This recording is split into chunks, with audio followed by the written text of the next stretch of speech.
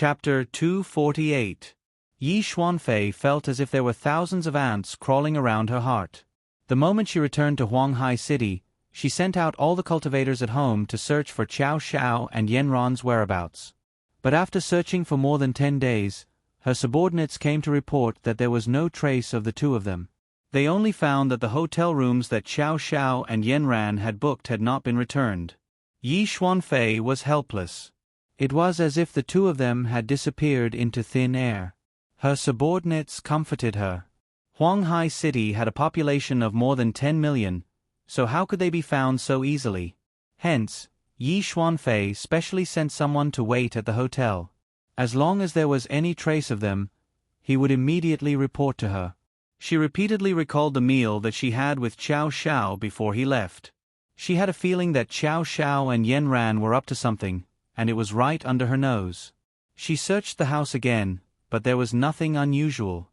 Other than her grandfather not being at home during this period of time, the servants at home replied that no one had come. "Miss, your school called several times to ask why you didn't go to school." A servant reported respectfully. "Why did they only call me?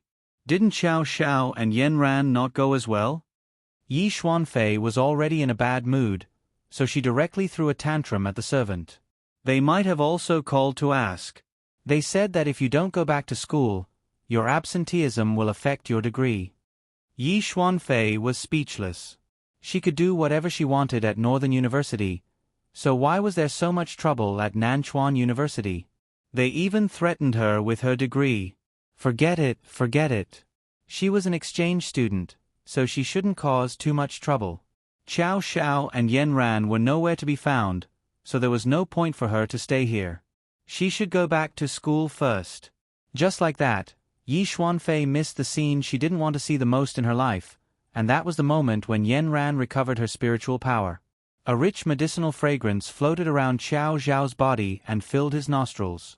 It was like the locust flowers in May, but more like the osmanthus flowers in August. It was mellow, rich, and fragrant. Qiao Xiao couldn't help but take a deep breath to refresh his mind. His exhausted body was injected with a refreshing agent, and he immediately felt refreshed. "Qiao Xiao, don't just focus on breathing. Quickly stop. Don't overdo it." Kong Ming reminded him through the bracelet. Qiao Xiao hurriedly pulled back his sense of smell and withdrew the mana in his hand.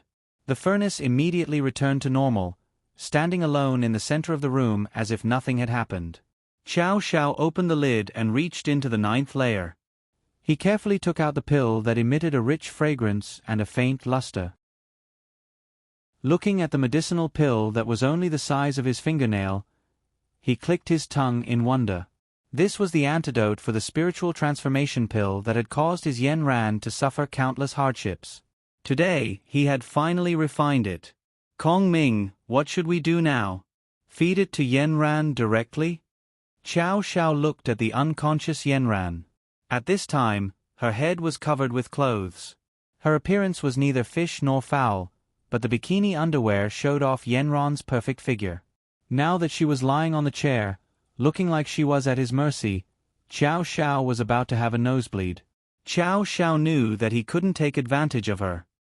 He quickly closed his eyes and asked Kong Xiaoming in his mind, "What should we do now?" "Let's wake Yanran up first. The way to take each medicinal pill is not the same.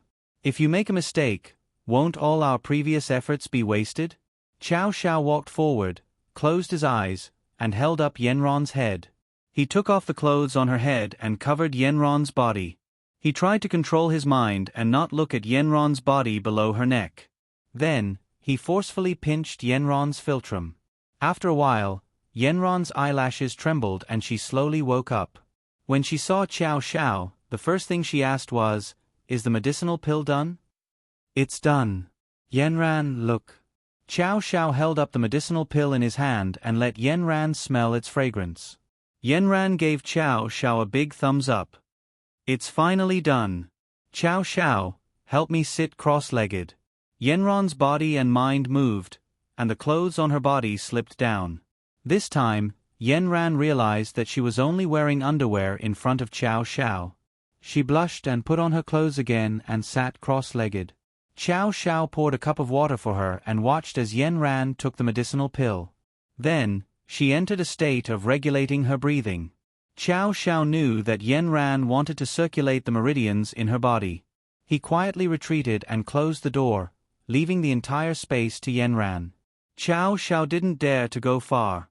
He put on his clothes at the door and sat cross-legged to cultivate with Yen Ran. The antidote of the spiritual transformation pill flowed down Yen Ran's throat, and there was a slight spicy and tingling sensation. Through the absorption of the body, the medicinal effect slowly seeped into the blood and began to wander throughout the body. Yen Ran gradually felt that the antidote of the spiritual transformation pill was like a strong corrosive potion. It was incomparably overbearing. It wandered around the body unscrupulously, vowing to penetrate through every meridian. How could Yen Ran's delicate body withstand such a strong acidic substance wreaking havoc in her body? Every step of the antidote was like suffering torture. It was like a piece of iron scraping inside the body. Yen Ran's body couldn't help but tremble. However, this antidote didn't have any consciousness at all. It only knew that the same blood flowed in their bodies. Now, the blood in the medicinal pill finally found its home. It sang happily in the blood and surged toward the blockages in each meridian with surging power. If the first time didn't work, the second time didn't work, and the third time didn't work.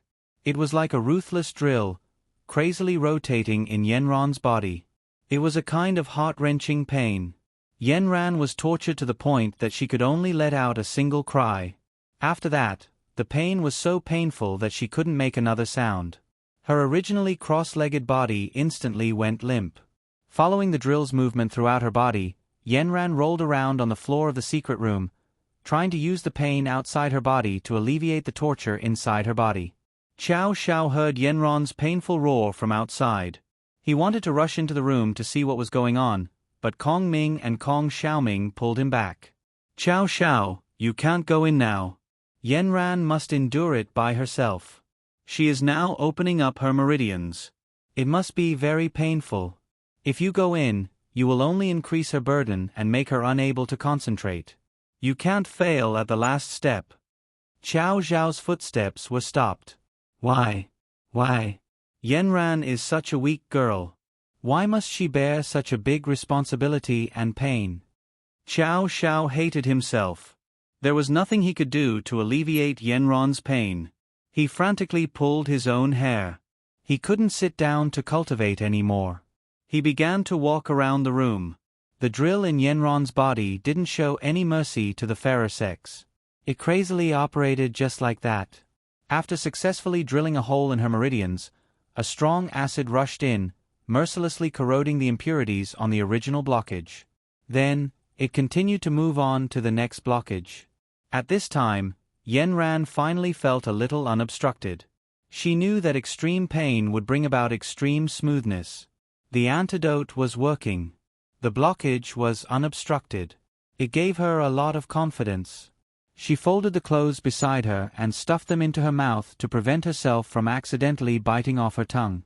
However, Yen Ran's series of actions were always interrupted by the pain.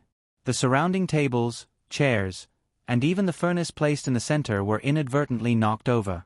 Xiao Xiao listened to the banging sounds in the room.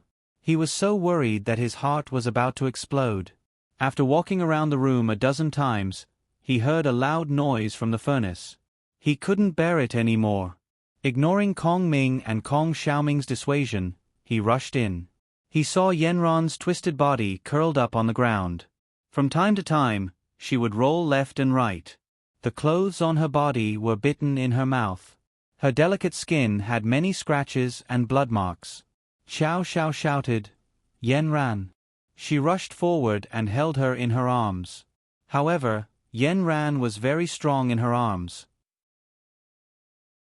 Every time she felt pain in her body, she would twitch and tighten her body. She didn't know where to hit with her hands and feet. Xiao Xiao was kicked several times by Yen Ran. He grimaced and used all his strength to hold Yen Ran in his arms. He muttered, "Yen Ran, you can hit me however you want. Just don't hit my face." Because Yen Ran was struggling, her head kept shaking. The clothes in her mouth had fallen out. Xiao Xiao saw Yanran biting her lower lip like she was being abused. He quickly pried open Yanran's mouth and put his forearm directly in. Severe pain spread from Xiao Xiao's arm to his head, making him tremble. However, he endured it. He knew that if Yanran bit him like this, he might feel better. At this time, Yanran's consciousness was blurred. She only knew that someone was holding her. It should be Xiao Xiao. However, she couldn't control herself. She was about to go crazy from the torture of the drill and the strong acid in her body. Every time it made her feel extreme pain, and every time it was unblocked, it made him feel extreme pleasure.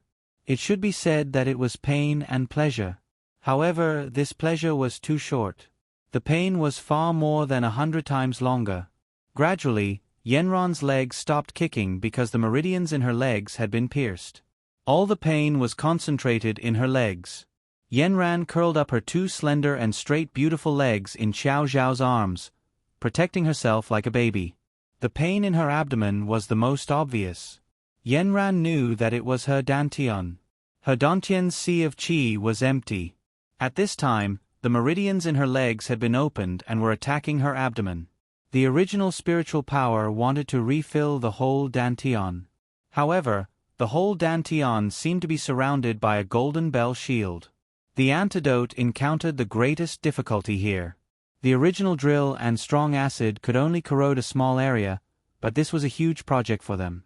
This also aroused the antidote's fighting spirit. He mobilized more power in his blood and attacked the golden bell shield. The vibration of weapons colliding sounded in Yanran's abdomen. Xiao Xiao could feel that Yanran's body was knocked out of control. The teeth that were originally biting his forearm also loosened at this time. Chapter 249. Yanran's head suddenly kept leaning back, her body tensed up desperately, and then suddenly curled up. This caused the pain in her abdomen to soar.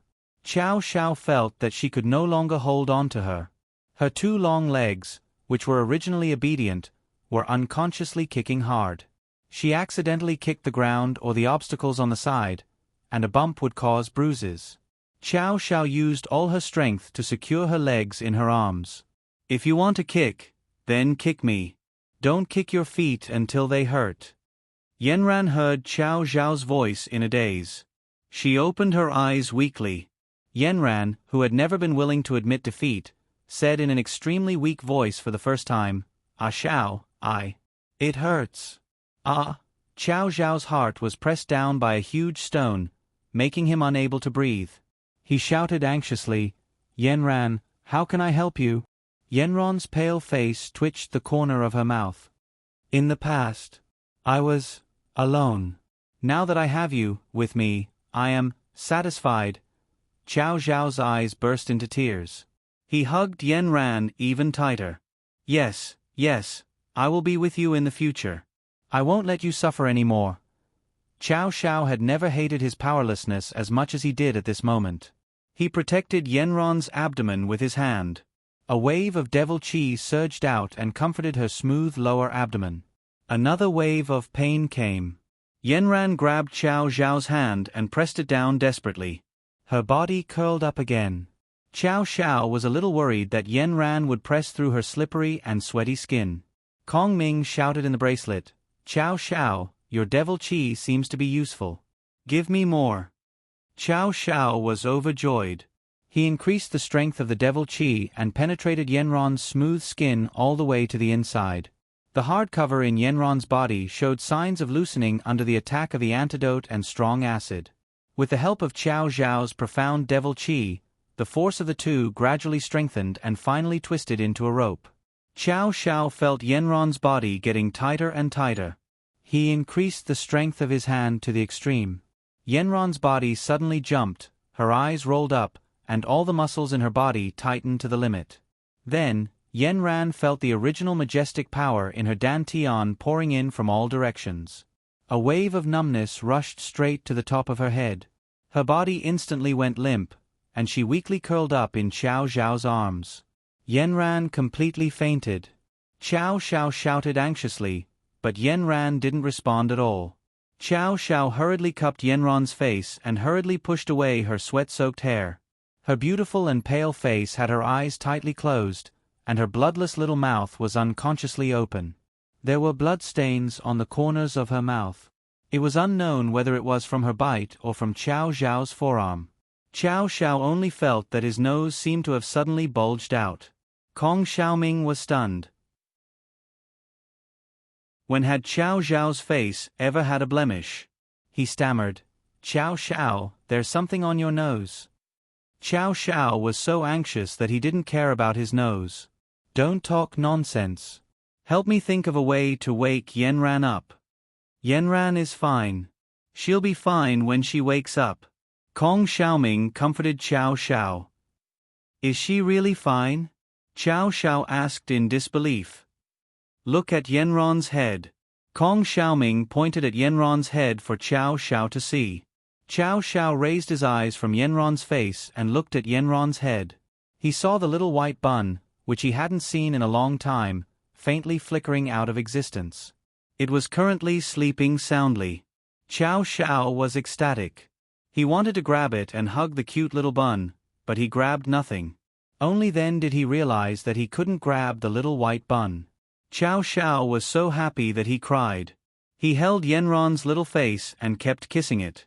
His tears and snot were all over Yenron's face. "Let Yenran have a good rest. She just recovered her spiritual power. She needs to sleep," Kong Ming reminded. Xiao Xiao hurriedly picked up Yenran and put her on the bed of the ninth heaven fairy next door. He then fetched water and cleaned Yenron's body. He covered her with a quilt and touched the little white bun on Yenron's head. Then he sat by the bed and looked at Yenran with a silly smile. Kong Ming and Kong Xiaoming covered their eyes. Is the prince of the devil world stupid? His head is full of Yenran. There's nothing else in it. After calming down, Xiao Xiao finally had time to clean himself up. He was also in a mess. When he went to wash his face, he suddenly found that the reflection of his face in the basin seemed a little strange. He looked carefully and was shocked. Why was there a big bump on his nose? Oh no, what's on my nose? Kong Ming, Kong Xiaoming, hurry up and come out. At this moment, Kong Xiaoming calmly brushed his clothes and said with a calm face, "I told you just now, your nose is on fire." "Then what should I do? When Yenran wakes up and sees my face, how will I explain it?" Xiao Xiao suddenly became anxious. "Didn't you say that Yenran never liked you because of your face?" Kong Xiaoming continued to cross his legs and shook his head unconcernedly. "What do I say? Yenran definitely won't dislike me, but I must charm her to death. Otherwise, if she's seduced by someone else one day, who will I cry to? Is your Yenran so uneasy? Who told her to be so outstanding? If I don't keep a close eye on her, what will I do if I lose this crown princess?" "Xiao Xiao, I finally know. So you feel so inferior in front of someone. Is this called feeling inferior? This is called worrying about gains and losses. In Yenron's heart, her country is always the most important. I am the concubine waiting for her." Xiao Xiao pursed his lips, feeling wronged. "Alright, you're the only one in his harem now, okay? Then you have to find a way to become more outstanding. Won't you be worthy of him? I can also be worthy of him right now. What nonsense are you talking about? Hurry up and help me think of a way to get rid of this bump on my nose." Kong Xiaoming had no choice but to find some formulas from the ancient book to cool down the heat. "Go find these herbs yourself, then refine a pill and apply it to your nose. It should be fine." Xiao Xiao quickly turned around and strode into the alchemy room.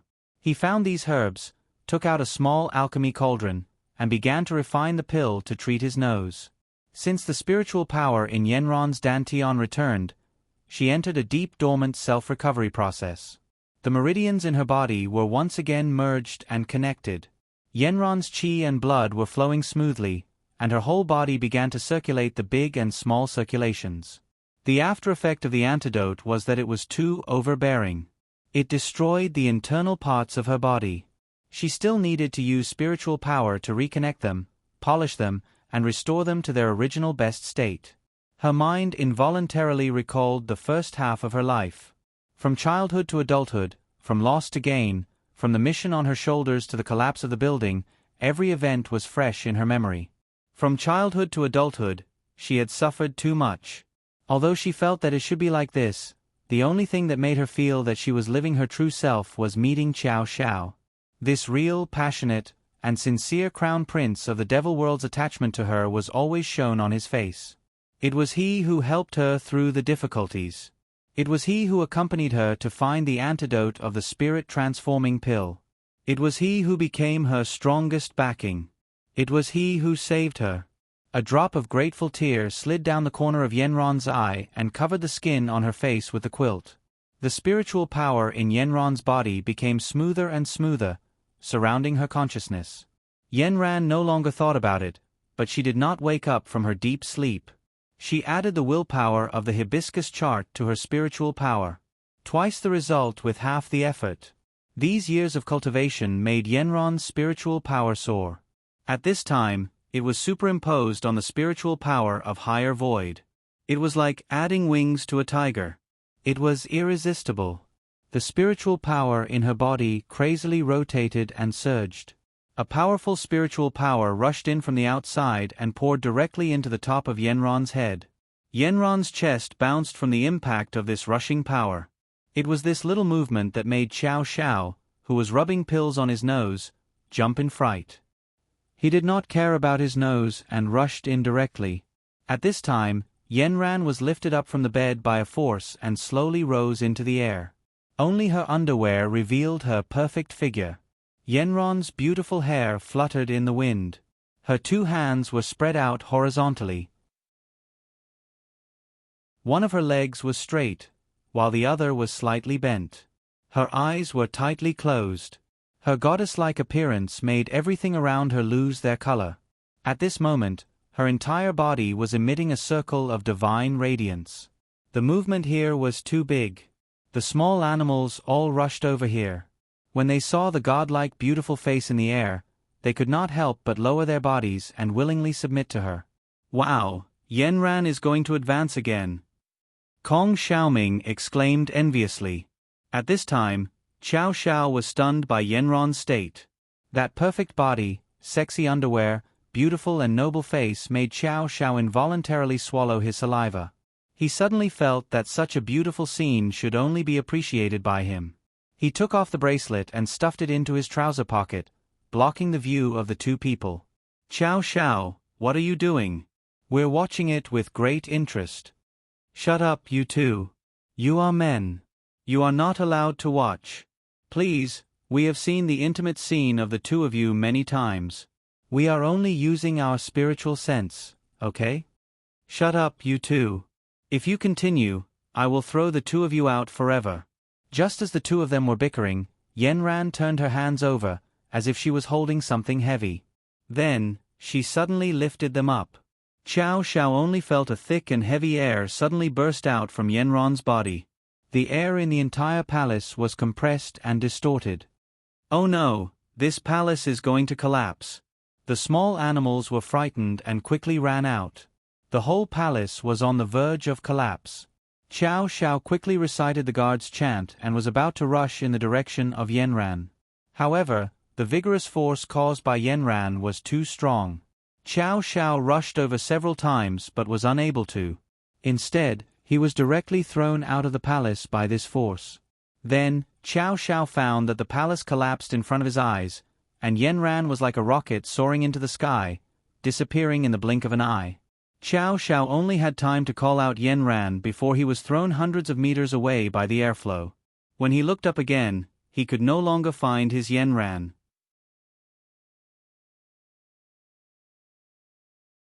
Chapter 250. Xiao Xiao was stunned by this. When he came back to his senses, he suddenly found that something fell from the top of his head and hit the ground in front of him.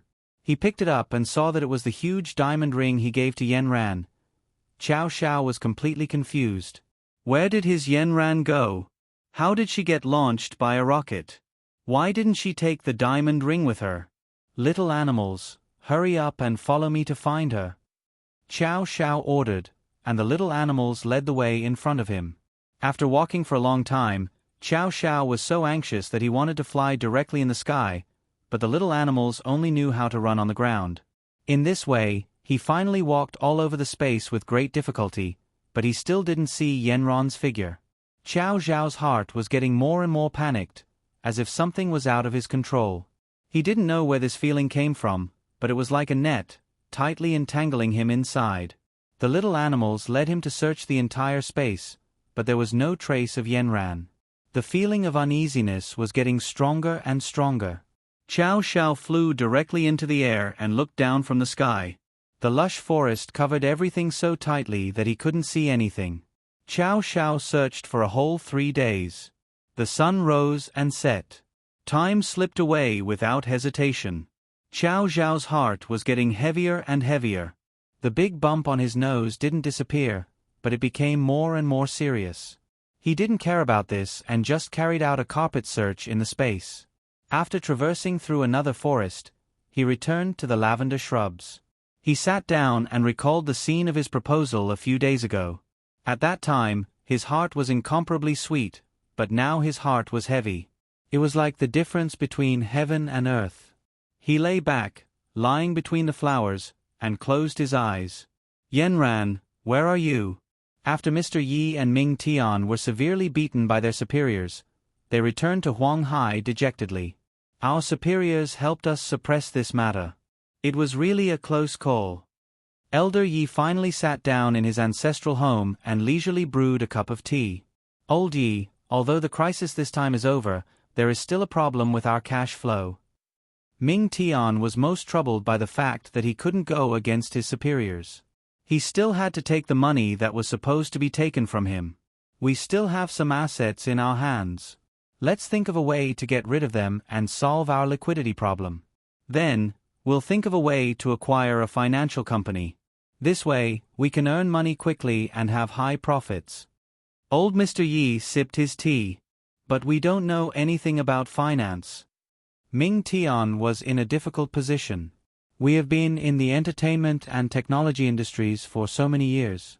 There are too many shady things in the financial industry, and the supervision is stricter. Last time, Yu Tian and Mr. Lu's case failed, mainly because their business was too big. However, their modus operandi is still worth learning from. Didn't many families fall for it at that time? Go and do some more research. Think of a way from this point. Bribe a few inspectors, and this matter will be settled. There are so many bad debts in the financial industry every year, and we won't have one more. Use a few more companies. We can't be too focused on the target. The more Ming Tian listened, the more he broke out in cold sweat. Old Yi, this is really going against the world. Originally, no matter what, on the surface, we are still a legitimate company. Now, we are going to directly commit fraud. Desperate times call for desperate measures.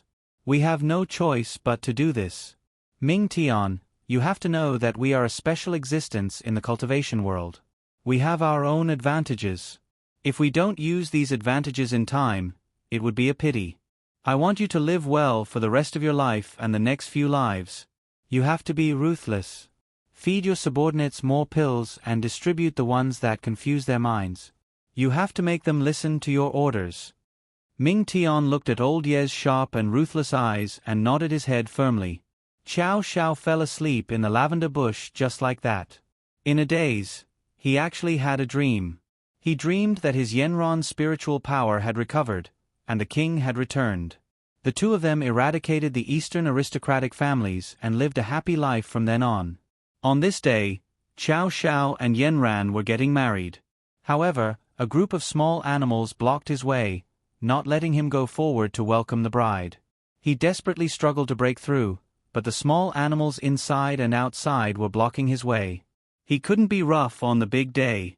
He could only peel off these cute animals and try his best to move forward. However, one of them shook his clothes and tried to snatch him back. He was anxious. Just as he was about to stretch out his leg and kick it, he woke himself up from his stupor. There was no wedding in front of him. He was still lying in the lavender bush. The sky was already dark. And that clever little squirrel was tugging at his trousers. Chow Chow immediately woke up. Did you find Yenran? The little squirrel nodded. Quickly lead the way. Chow Chow ignored his tired expression and quickly followed the little squirrel back to the collapsed palace. He saw a slender figure standing at the entrance of the palace. She was already dressed neatly and was thoughtfully looking at the ruins. Looking from afar, the woman's back was straight and her body emitted a faint golden light. Especially the little white bun on her head. Its eyes were disdainful. The woman's body emitted the aura of a king, as if everything in the world had to submit to her. However, her face was cold and her eyes were cold. The woman coldly looked at the ruins in front of her and expressionlessly waved her hand. The ruins were like obedient children automatically opening up a path. The woman walked forward and took out a small furnace and held it in her hand. Yenran. Chow Chow was overjoyed. I finally found you. Chow Chow rushed forward, wanting to hug Yenran from behind. But he didn't expect that when he was 3 meters away from Yenran, Chow Chow would be blocked by a layer of invisible air. Chow Chow opened his mouth to ask, but he saw Yenran turn around and coldly look at him. Chow Chow, why are you here? Chow Chow was momentarily stunned by Yenran's question. Yenran, why would you ask that? I've been looking for you. I've been looking for you in this space for 3 whole days. Yenran raised her beautiful eyebrows. Why aren't you at school? Why are you in this space? Chow Chow was suddenly stunned. He looked at Yenran in disbelief. Yenran, what's wrong with you? Don't scare me. Yenran looked at Chow Zhao's excited and sincere expression. It didn't seem fake at all. There seemed to be a voice in her heart that wanted to get close to him. Yenran looked at Chow Chow in a trance for a moment. Chow Zhao's figure in front of her split into 2, and then returned to its original form in an instant. But her head began to hurt violently. She clenched her right hand into a fist and fiercely knocked on her temple. I seem to have forgotten something. F***ck, how could such a strange thing happen to Yenran? Chow Zhao's entire heart tightened. It was obvious that he didn't have enough blood. He trembled and asked Yenran, do you still remember our relationship? Yenran raised her beautiful eyebrows. We were classmates. I saved you several times. Why is the demonic aura on your head gone? Then do you still remember the Eastern aristocratic family? Huh? You also know the Eastern aristocratic family? Of course I remember. Then do you still remember who hurt you? Who fed you the spiritual transformation pill? You know quite a lot. I remember all of this. Yenran coldly replied. Then do you still remember the movie we watched together? Yenran thought carefully and shook her head. Then do you still remember the night we spent together? Yenran stared at Chow Chow and then shook her head. Chow Chow staggered. Then do you still remember that I officially went to your house to visit your parents' son-in-law? Yenran was stunned. How could she not remember anything? She asked Chow Chow with uncertainty. Really? Chow Chow covered his head. His heart was throbbing with pain. Of course. Yenran. How could you forget me? You heartless person. I remember everything else. The only thing that happened with you is that it stopped at the high school level. Yenran's words were like a sharp knife that directly pierced Chow Zhao's heart. Yenran, how could you play me like this? How could you do this? Chow Zhao's eyes immediately turned red. His heart felt like it was being twisted by a knife. He took out the diamond ring. Tears flowed down his face. He shouted at Yenran, do you still remember this? It was in the carnations behind the mountain. I proposed to you. You kissed me and said you were willing to marry me. How could you forget everything after a few days? He wanted to rush up and hug Yenran. However, Yenran's fingers moved slightly and immediately fixed Chow Chow in place. Chow Chow used his hands and feet, but he couldn't get through the obstacles set by Yenran. Chow Chow was very sad. Yenran, how could you forget me? You can forget anyone, but you can't forget me? Xiao Xiao complained about Yanran in tears. He squatted on the ground like a child. Yanran's heart suddenly tightened. A sour feeling rushed to her eyes. Involuntarily, her tears fell, but she really couldn't remember anything. Suddenly, a sharp pain came from her head. Yanran also squatted on the ground. She held her head with both hands and shook it in pain. Xiao Yi realized that the shackles in front of him had suddenly disappeared, and Yanran was squatting on the ground in pain. He could no longer care about anything else. He rushed to Yanran's side and hugged her tightly. Yanran was not used to it. Her body was stiff. She wanted to push him away, but when she pushed Xiao Xiao, her head hurt badly again. Xiao Xiao couldn't care about his sadness anymore. He asked anxiously, "Yanran, what's wrong with you? Does your head hurt?" Yanran looked at Xiao Xiao's concerned eyes, and her headache seemed to be relieved. "I'm sorry, Xiao Xiao. I really don't remember anything about you. When I want to remember, my head hurts badly." When Xiao Xiao heard this, he quickly said to her, "Don't think about it, don't think about it. Yanran, this must be the side effect of the antidote. I believe that you will remember me one day." Xiao Xiao's heart was bitter. He swallowed a mouthful of blood, but when he looked at Yanran's appearance, he felt even more distressed. After a while, Yanran calmed down. "Yanran, have you recovered your spiritual power?" Xiao Xiao finally dared to ask her. "I've recovered, and it seems that my realm has improved." "That's great. Yanran, there's finally something to be happy about." Xiao Xiao's heart was bitter. However, Yanran's spiritual power had recovered, which was always a good thing. Xiao Xiao helped Yanran up from the ground and habitually hugged her. However, Yanran moved to the side and lightly said to him, "Xiao Xiao, we are classmates. Before I remember the relationship between us, I hope that we can keep a distance." After she finished speaking, she walked out in large strides. Xiao Xiao felt like his heart was being stabbed by a needle. He lifelessly followed behind Yanran. Looking at the heart-wrenching woman in front of him, he couldn't hate her. Yanran's joy of recovering her spiritual power was completely destroyed.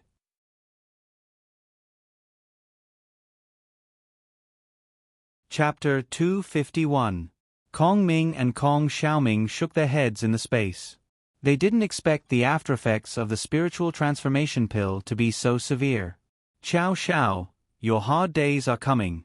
I don't know when Yanran will remember you again." "Shut up, you two. Don't mention my sore spot. I'm sad right now. But Xiao Xiao, I think you don't have to worry too much. Yanran should still have a few meridians in her brain that haven't been pierced.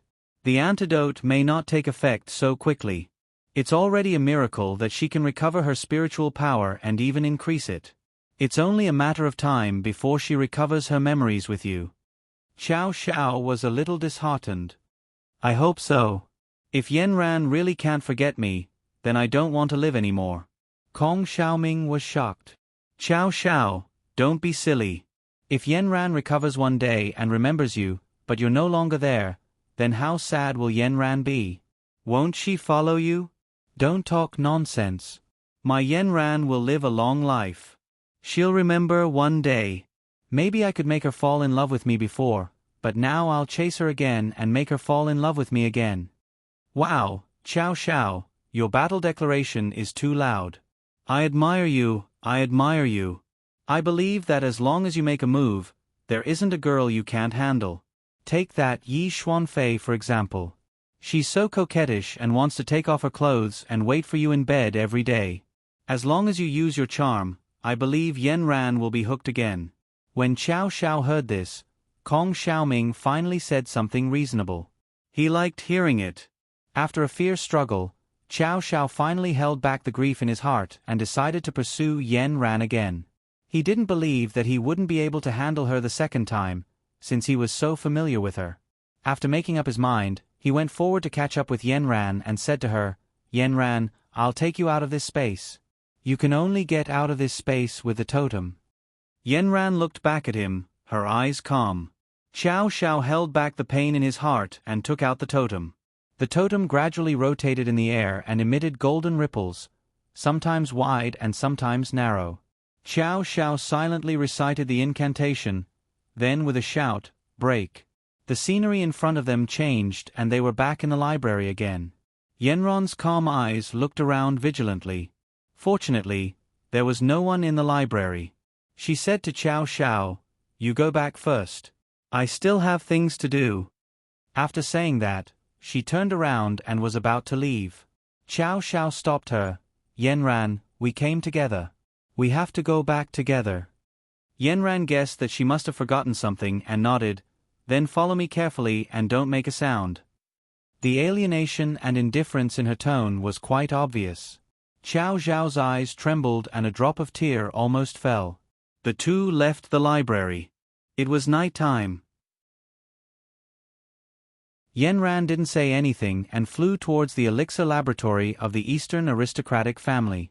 Xiao Xiao didn't know what she was going to do. He just followed silently. There was a bit of wind at night. Some trees planted by the roadside were blown by the wind. A leaf spun in the air and changed several directions and drifted down. It was just like Xiao Zhao's mood at this time. He was fluttering. He had no root and no basis. He was floating in the world like duckweed. Reporting to Yi Lao, "Our elixir warehouse has been completely destroyed." A servant rushed to the door of Yi Lao's dormitory in a hurry. The situation was urgent. He didn't care about etiquette and started to bang on the door. Yi Lao was sleeping soundly at this time. After being woken up by the knocking on the door, he was dissatisfied. But after hearing the report, he couldn't sit still anymore. He grabbed a piece of clothes and rushed to the elixir warehouse. The scene in front of him stunned Yi Lao Yi. The original windows of the elixir laboratory were all shattered, and the broken glass with edges and corners hung slanted on the edge of the window. There was even a crack on the exterior of the building that spread in all directions, bearing fangs and brandishing claws to show its power. Yi Lao rushed into the room. He saw that the room was in a mess. The original alchemy equipment was ruined and fell to the ground. There was almost no corner. Yi Lao raised his hand and set off a force. He directly opened a path in the middle of the room. He quickly walked forward. The servant behind him trotted behind him. Yi Lao's heart was bleeding at this time. The finished elixirs, semi-finished elixirs, and herbs on the ground were ruthlessly thrown to the ground. He didn't know what kind of force had crushed them into powder. Yi Lao crossed the first floor and quickly walked upstairs. The elevator next to the stairs had automatically closed. It was the same upstairs. It was even worse than the first floor. There were more elixir refining equipment on the third and fourth floor. At this time, they were all destroyed by some kind of force. Some hit the wall, some fell to the ground. It was like broken limbs and wreckage on a tragic battlefield. Yi Lao's eyes were red. He gritted his teeth and squeezed out a few words. "Who did this?" The servant trembled in fear. "The camera is also broken. It didn't capture anything. No one dares to walk outside at night. We also heard the sound, so we came here to check." Yi Lao knew that this was the technique of a cultivator. But such a strong force, where did this master come from? If the laboratory was destroyed, the worst consequence would be that they would not be able to supply the other cultivators with elixirs. If they wanted to build another laboratory, it would take at least half a year. Old Man Yi remembered the task he had given Ming Tian.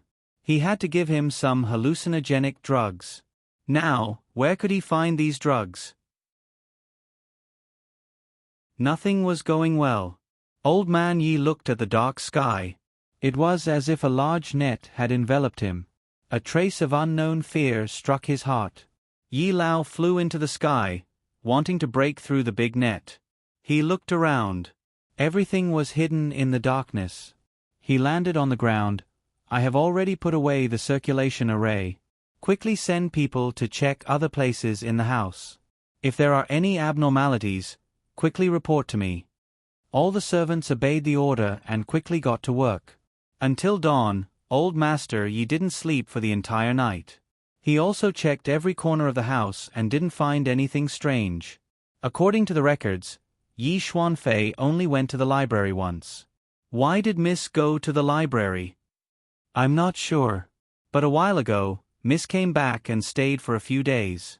It seemed like she was looking for someone. Who was she looking for? Looking for the person who came to the house last time, Xiao Xiao.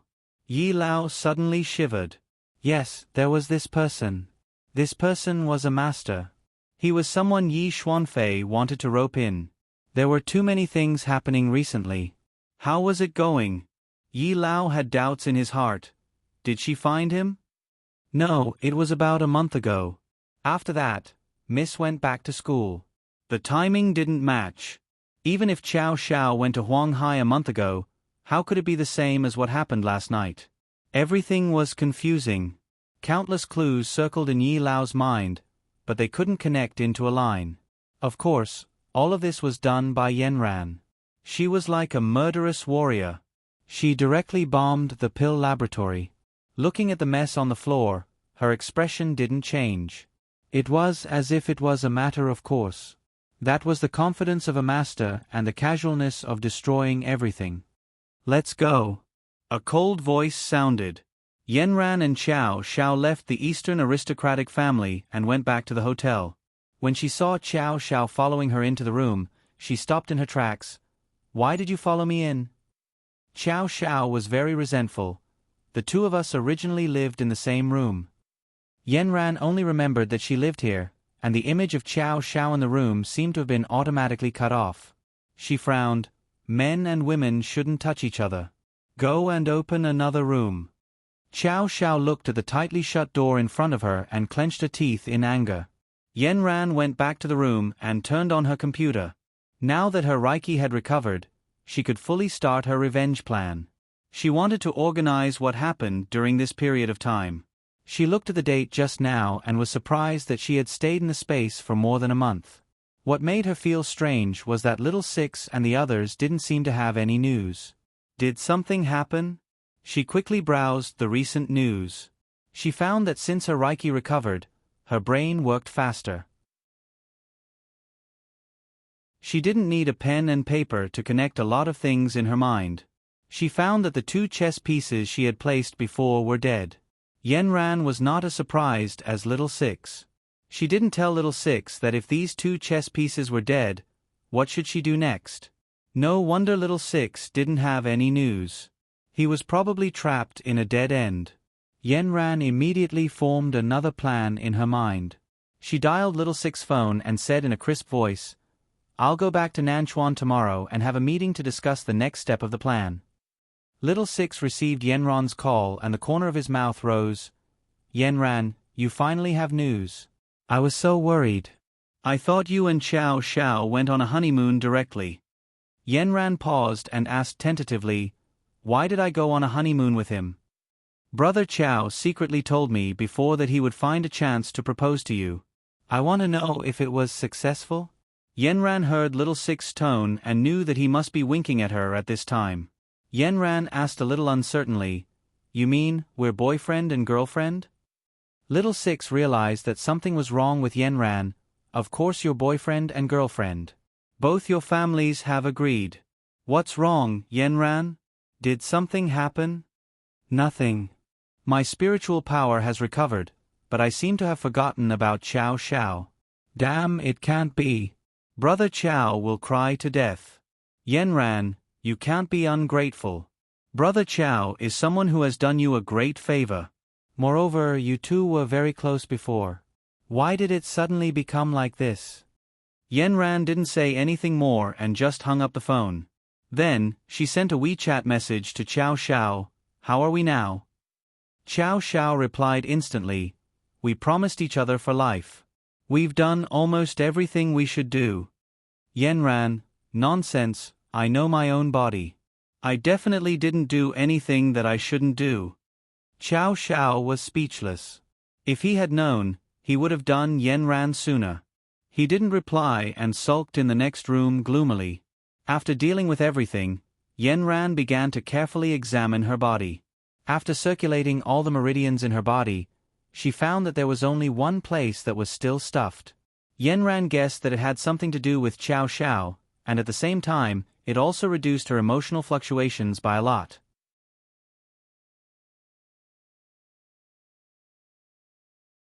Chapter 252. Yenran assessed her own strength. She estimated that she had already surpassed the saint illusionary stage. The power of the hibiscus spectrum, in addition to her original spiritual power, had been greatly released in this space. That rocket launch had directly pushed her above the saint illusionary stage. Yenran became more and more alert. She could even use her soul sense to detect what Xiao Xiao was doing next door. Xiao Xiao was wearing a hotel bathrobe at this time, and his belt was not tied. He stood in front of the bathroom mirror and carefully observed his nose. Xiao Xiao's nose had a big bump. He was trying to think of a way, but it did not go away after a long time. He kept muttering something. Although Yenran could not hear him, she could see Xiao Xiao's lips and knew what he was saying. She saw that Xiao Xiao was actually constantly blaming herself. This heartless Yenran, how dare you forget about me? If I had known, I wouldn't have waited until the wedding. I would have done it earlier and let her be pregnant with my child. Let's see if she still dares to forget me. Yenran's soul trembled 3 times because of Xiao Xiao's words. What kind of words is this damn evildoer saying? Xiao Xiao was still muttering, if she doesn't remember me, I will let the child not recognize her. After that, he stopped the movement of his hand and stopped playing with his nose. Then he said, Kong Xiaoming, did Yenran deliberately forget me because I am not handsome anymore? Yenran could not hear Kong Xiaoming's answer. She only heard Xiao Xiao say again, when my nose is better, let's see if I can charm her to death. After that, he took off his bathrobe fiercely and was ready to take a bath. Yenran was caught off guard. His perfect figure broke into her soul sense. Under his slender and charming neck were 2 straight and sexy collarbones. Because of the shadow cast by the light, they were stuck in the hollow of the collarbones. The texture of his muscles was delicate and prominent. There was no trace of fat on his body. The perfect golden ratio figure was like the saint statue of ancient Rome. The noble temperament was like that of a god. Xiao Xiao's face instantly turned red. She saw Xiao Xiao looking at herself in the mirror and nodding with satisfaction. She then patted her perky buttocks, twisted left and right, and did a few flirtatious movements. Facing herself in the mirror, she posed as if she was holding a gun. With a bang from her mouth, she raised her head. Only then did this act end. Then he began to take off his underwear while humming a song. Yenran did not dare to look anymore and withdrew her soul sense. Yenran touched her chest. For some reason, her heart was beating very fast. Yenran concluded that it was all this evildoer's fault. The next day, Xiao Xiao knocked on Yenran's door early in the morning. Yenran also got up early. They had to catch the plane back today. As soon as the heavy door was opened, Xiao Xiao was seen leaning against the door frame, his 2 long legs stretched out leisurely. One of his legs was slightly bent, and both his hands were in his trouser pockets. He was wearing a printed shirt and a pair of trendy black 3/4 pants. He looked like a boy who had just walked out of a Hawaiian beach, fresh and passionate. The top 2 buttons of his shirt were unbuttoned, revealing half of his chest muscles. He wore a cross necklace around his neck, which matched the sharp corner of his shirt. Xiao Xiao's originally unruly hairstyle had a few more strands of color, and he had several small braids, which added to his wildness. Xiao Xiao saw Yenran come out and gave her a big smile. My goddess, I'm here to pick you up for breakfast. Yenran was dazzled by his smile. It was pleasing to the eye. Regardless of whether Yenran could remember the past between her and Xiao Xiao, she had to admit that the boy in front of her was very handsome. She suddenly remembered the figure of Xiao Xiao taking off his bathrobe last night. She quickly turned her head, not wanting to let Xiao Xiao see her blush. The 2 went directly to the dining room for breakfast. As usual, Xiao Xiao served Yenran like a queen. Yenran kept refusing, but she was always stopped by Xiao Xiao's eyes. Come, Yenran, open your mouth. I used to feed you like this. Yenran didn't cooperate at all. At this time, a little girl about 10 years old couldn't stand it anymore. She walked to their table and said, Brother, this sister is too much. You're so good-looking and you're so nice to her. She doesn't even eat breakfast when you feed her. You feed me, I'll definitely finish it all. When Yenran heard the little girl's words, she almost choked. She lowered her head and coughed desperately to hide her embarrassment. Xiao Xiao smiled at the little girl in a friendly manner and said, "Little girl, this big sister is playing with big brother. She's angry with brother, and brother is coaxing her." The little girl's mother hurried over and pulled the nosy little girl away. Xiao Xiao looked at Yenran sadly. "Look, even a little girl like you knows that I'm nice to you. Why are you so disobedient? Come, open your mouth." The two of them went back and forth for a long time. Xiao Xiao was defeated. He poked at the food on the plate and looked at Yenran. Suddenly, he realized that the steam bun on Yenran's head was gone. "Yenran, where did the white steam bun on your head go?" Yenran looked at Xiao Xiao and said faintly, "I'm now above the holy void stage. It will only appear when I'm weak or when I don't want to hide it. What do you want?" "I just think she's cute.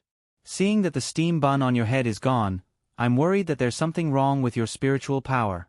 "It shouldn't be. Except for forgetting something, everything else is normal." "So depressed." Xiao Xiao sighed.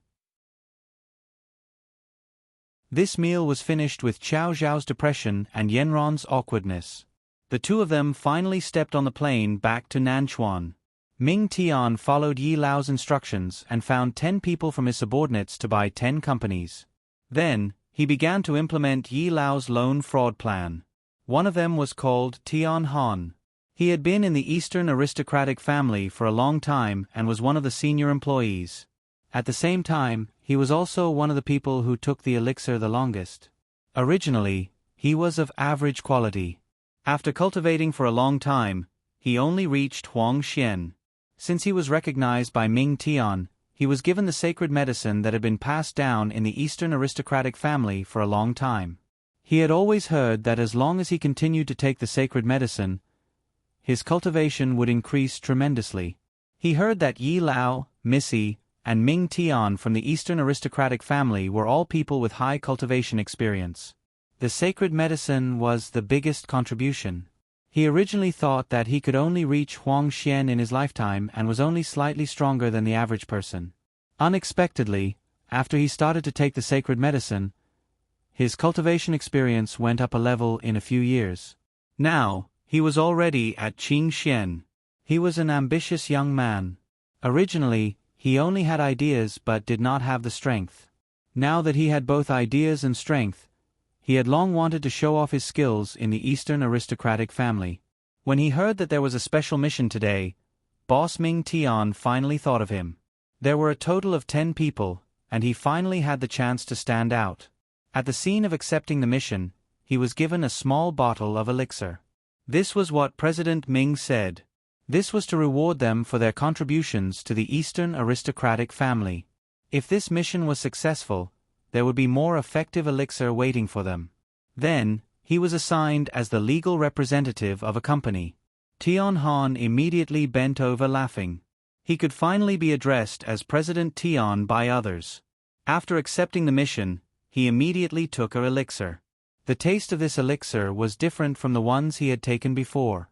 It was slightly spicy and caused him to see double. But after half a day, everything returned to normal. He carefully looked at the mission that he was assigned. President Ming told him to find a way to get a loan of 300 million. In the past, he only knew how to fight and kill. He did not know much about managing a company. President Ming directly told him to follow the steps in the operation manual. He looked at it. The first step was to find a way to get to know a certain bank's account manager and become friends with him. The second step was to command the company's finance department and prepare the loan application materials. The third step was to submit the loan application materials to the account manager and ask him to apply for the loan. The fourth step was to wait for instructions. He took a look and found that it was not too difficult, so he followed the bank's account manager and found that he liked to go to the bar after work. The opportunity came. After work, he also went to the bar for a drink, and the two of them inadvertently chatted. The progress was quite smooth. After a few drinks together, the two of them even became buddies. Tian Han told the account manager about his company's difficulties and said that he wanted to apply for a loan from the bank.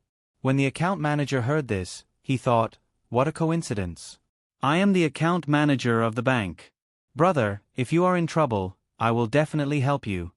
So naturally, Tian Han and the account manager were completely connected. Then, Tian Han followed President Lin's instructions and asked the finance department to package the report. He collected a full set of basic materials and sent it to the account manager personally. After everything was done, he reported to President Ming. President Ming praised him and told him to take one pill every day. Tian Han was obedient. He took the pill every day and waited for the bank's approval at the same time. Gradually, he found that his personality was becoming a little violent. He always wanted to vent something. About a week later, Tian Han's company welcomed an on-site visit from the censors. The customer service manager had already told him about this, so Tian Han was fully prepared. He gathered all the employees in advance and lectured them. The entire company had to create a thriving working atmosphere and leave a good impression on the censors. President Ming had already prepared a series of speeches for him. Tian Han described the company's beautiful future and grand blueprint in front of the examiner. When he left, he directly stuffed a 10,000 yuan card. However, the examiner was arrogant and directly rejected it. At the same time, he was still doubtful about the company's future. Tian Han saw that he was in trouble, but there was nothing he could do. After waiting for another 2 days, he received a call from President Ming. "Tian Han, I heard that your loan task is a little difficult. You still have to think of a way to solve it." "But, President Ming, the loan conditions of my company are a little bad. It might be difficult." "Tian Han, people think of solutions. You can put some pressure on the examiner face to face." Tian Han was a little confused. "President Ming, they don't accept the gift. What else can I do? Have you forgotten that you are a cultivator? Some methods still have to be used. You can't forget your own advantages. Remember, this is related to your work performance. It's your first time as a legal representative. You can't have no results." Ming Tian stopped there. However, he believed that the pills he had taken recently had changed Tian Han. The violent side had been activated. As long as he put some pressure on Tian Han would become his killing tool. Sure enough, after a day of hesitation, Tian Han decided to continue with the account manager. He asked him to invite the examiner and the president out for a meal.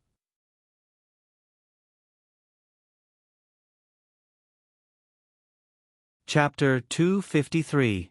In a bank, it was normal for customers to treat the branch manager and the examiners to a meal for a loan. After the account manager's persuasion, they arranged for the meal to be held in a clubhouse. The few of them were well aware of the purpose of this meal. After a few glasses of wine, they addressed each other as brothers, and a few dirty jokes were made. The atmosphere instantly became lively. The account manager praised Tian Han and his company to the skies. Tian Han's company was considered an old manufacturing company. Before Tian Han took over, he had also had loan dealings with this bank. This was because the amount of loans in the past was relatively small. 10 to 20 million was the maximum. When the loans were due, they were all repaid on time. This time, Tian Han directly asked for an exorbitant loan of 300 million. This made the original examiners and branch manager suspicious and worried. Tian Han even praised his company to the skies. He said that a few big customers had doubled their orders this year. In order to expand the production line, they had no choice but to borrow from the bank. He also promised that as long as the loan was received, he would be the first to help the bank with the monthly deposit task. Moreover, he also provided the accounts receivable as collateral. All the accounts receivable had contracts and invoices, and they could all be shown to the examiners. He made it sound like gold had fallen from the sky. However, the bank manager and examiners were not fools. After so many years in the credit industry, how could they not know that there was something fishy about this?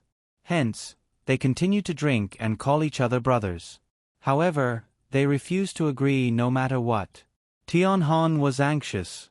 Chairman Ming's words lingered in his ears. His first performance as the legal representative depended on this loan. The tyrannical factor in his body was restless. He really wanted to wave his hand and press the heads of these people on the table. He suddenly downed another glass of wine and suppressed the impulse in his heart. Come, come, come. Let's drink 2 more glasses. In a while, let's go to another private room. We can relax, drink, sing, and play games. These were all routine actions. The bank manager and examiners did not find anything unusual. They went with the flow and went to another private room. Tian Han directly arranged a hostess for each of them. Then, they sang, drank, and played finger-guessing games. Tian Han looked at the faces of the people in the bank. While they were not paying attention, he threw 2 strong aphrodisiacs into the wine pot. Gradually, everyone was bewitched and lost their nature. Tian Han walked out of the private room and set up a barrier at the door. Then, he brazenly took out his phone to record this dirty scene. After doing all this, Tian Han's face turned cold. He knew that there was no way he could run away from this loan.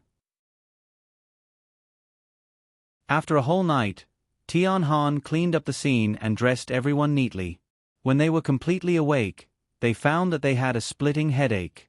They felt as if they had done something, but they couldn't say it out loud. Tian Han politely sent them home and prepared for the next move. Tian Han, your project passed the review today, but I think they are still a little hesitant. You have to be mentally prepared. The account manager called Tian Han early in the morning to give him a heads up. Tian Han knew that today was the day. He sent the edited video to the censors and the president. The censors and the president were listening to the report at the scene. As soon as he opened the video file, his hand trembled in fright. He quickly pressed the mute button and left the meeting room one after another. He opened the video in his office with fear. After watching it, he collapsed directly in his seat.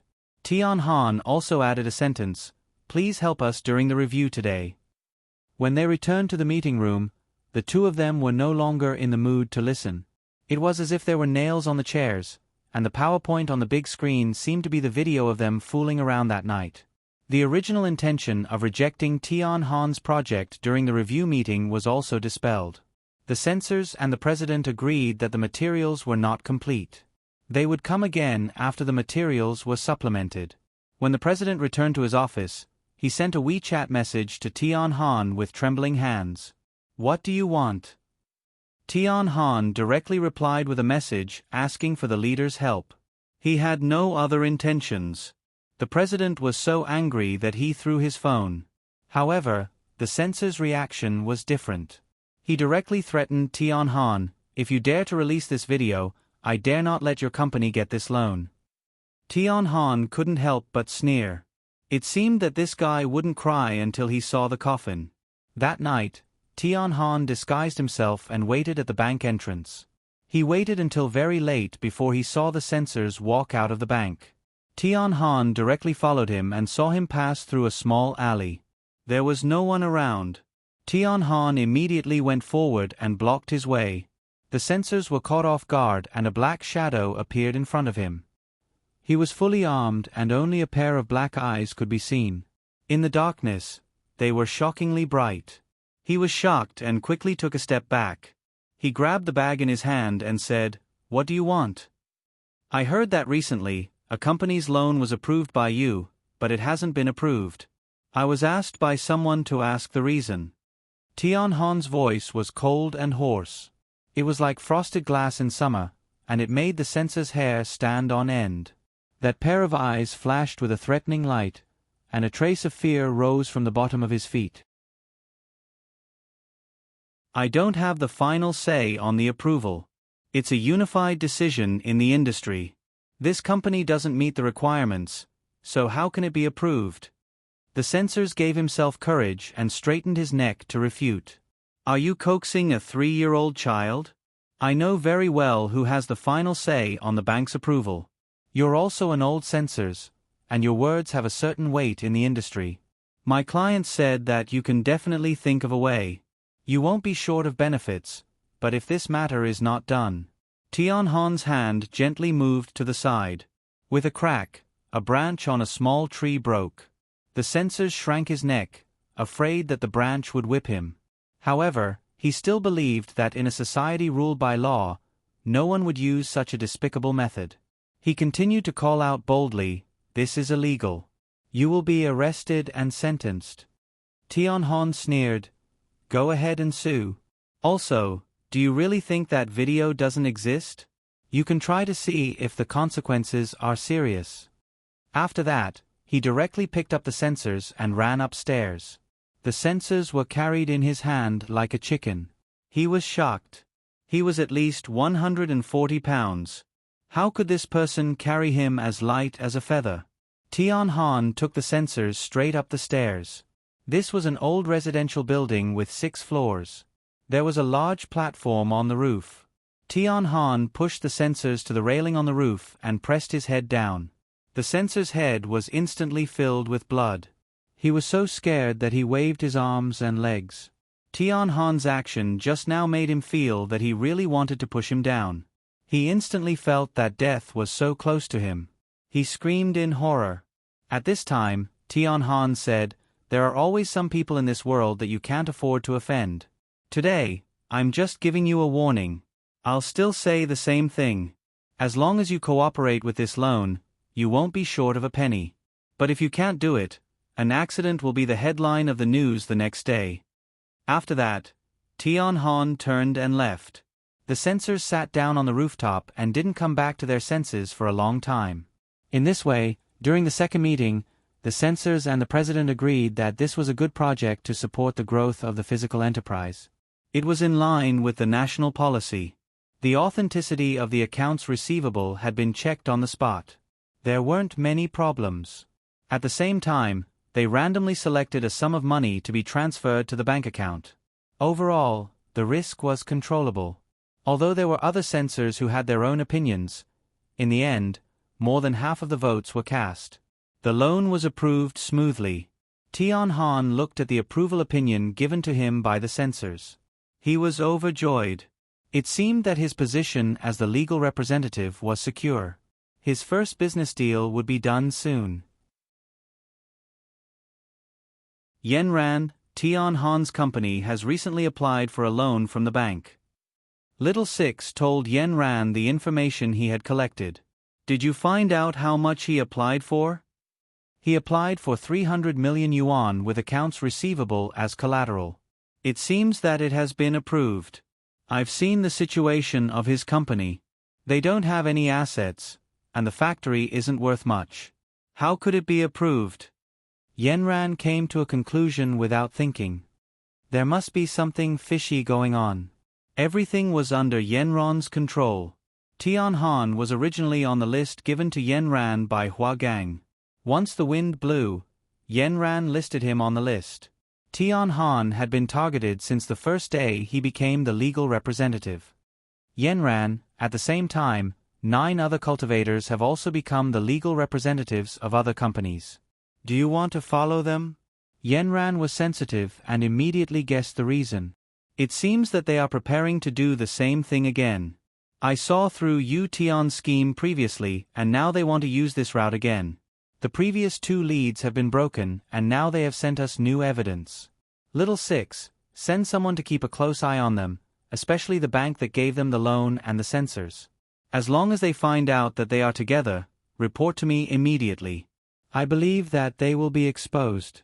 Little Six received the order and left. Yanran would go to her office every day when she didn't have classes. She pretended not to see Yi Xuanfei's harassment in school. She had more important things to do. She was relatively calm now. Little Six had once asked her why she didn't directly fight with the Eastern aristocratic families. Yanran's answer was, "What's the use of fighting? It's only a matter of time before they get rid of their spiritual force. They have now formed a huge system.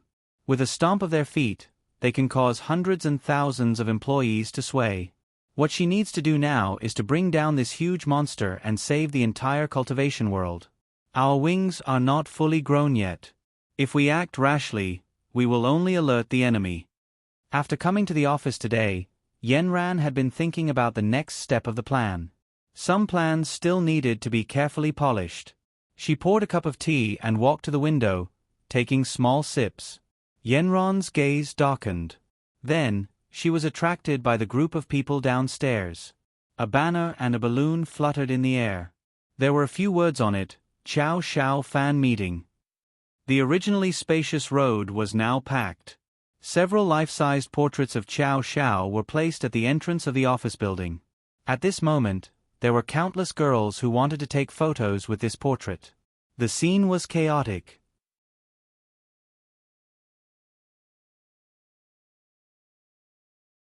Chapter 254. It was lunchtime, and Yenran had just ordered a takeout. Just as she was looking down, her phone rang. "Sis, I can't deliver the takeout you ordered. There's a celebrity fan meeting at the entrance, and the road is blocked. Can I trouble you to come down and get it?" Yenran couldn't do anything about it. It seemed like she had no choice but to go downstairs. When she actually went downstairs, she realized that there was a commotion downstairs. She seemed to remember that Chow Shao had sent her a WeChat message yesterday, saying that there was a fan meeting. She was busy with other things and didn't reply, but she didn't expect it to be right below her office. After she got out of the elevator, she couldn't walk anymore. She kept saying in the crowd, "Excuse me, please make way." But before she could squeeze through, she was rebutted. "If you want to see Chow Shao, you have to line up. If it's as crowded as you, wouldn't it be a mess?" Yenran wanted to explain that she was going to get the takeout, but suddenly, the crowd burst into cheers. It was so deafening that it could blow the roof off. "Chow Shao! Chow Shao!" The orderly cheers rang out rhythmically, like a drum playing the marching song for Chow Zhao's entrance. Yenron's position was pretty good. As soon as she got out of the elevator, she was pushed to the side of the stage by the crowd, where she could get a clear view. Chow Shao had a cheeky smile on his face, and under the introduction of the host, he slowly walked up the stage. He was dressed in black, with the top two buttons of his black shirt unbuttoned and a narrow silver tie. One side of his shirt was tucked into the waist of his trousers, and the other side was hanging outside casually. A shiny silver belt accentuated the line of his waist, and his trousers were supported by his perky butt. From Yenron's side view, it was a perfect curve. As soon as Chow Shao got on the stage, he blew a flirtatious kiss, causing the crowd to scream. Then came the opening remarks with the host. The host said a lot of rules, but Chow Shao only said 2 sentences. "I love you, can I sing for you?" The eyes of the girls around Yenran were full of starlight and longing. They answered Chow Zhao's questions in a loud voice, almost deafening Yenron's ears. Then, Chow Shao sang the theme song of his upcoming movie, Youth. These were all things that Yenran didn't know. Chow Zhao's movie was going to be released soon, and the theme song was actually sung by Chow Shao. Looking at Chow Shao on the stage, a similar image flashed through Yenron's mind. It was so warm and natural. The people around him hummed and waved their arms automatically. Chow Zhao's stage was quite good. This inspirational song made him sing with passion. There was a girl next to Yenran who was full of tears. She hummed and kept whispering, "Brother, I love you." When Chow Shao finished the song, the girls next to him finally shouted out their hearts, "Brother, we love you." Yenran suddenly felt a trace of discomfort in her heart. It was as if the treasure she used to have had disappeared. She clenched her fists, but there was nothing but air. Some time ago, Chow Shao was always pestering her. However, after she rejected him many times, one day, Chow Shao was hurt. After that, he didn't contact her for many days. She was busy with other things and had really forgotten about this man. The host looked at the enthusiastic atmosphere and the expressions of the many fans who wanted to rush on stage. He quickly went on stage and emphasized the discipline. Chow Shao said directly, "You have to be obedient. I'll dance for you later." Chow Zhao's words were equivalent to the host's 10,000 words, and the order of the scene was immediately restored. The host gave Chow Shao a thumbs up. The next segment was a game segment. A few fans would be randomly selected to go on stage. They would do an interactive Q&A and play a few small games together. The fans were excited. Looking at the numbers on the big screen, they all prayed that they would be chosen. When the numbers stopped, a large group of annoyed sighs directly drowned out the screams of those who were chosen. Then, they saw a girl who seemed to have a motor installed, bravely moving through the crowd. After squeezing onto the stage with great difficulty, the first thing she did was to tidy up her appearance. Xiao Xiao always smiled gently. "Don't worry, you are very beautiful." The people on stage instantly lost control of their expressions, and the girls below the stage were all jealous. The interactive Q&A was actually very simple. It was all about Xiao Xiao. The host was responsible for asking questions, and the fans were responsible for answering within 3 seconds. Which mineral water did Xiao Xiao advertise? **** mineral water. What was Xiao Xiao's declaration to his goddess? "You are the treasure in my palm." When will Xiao Xiao's new movie be released? New Year's Day.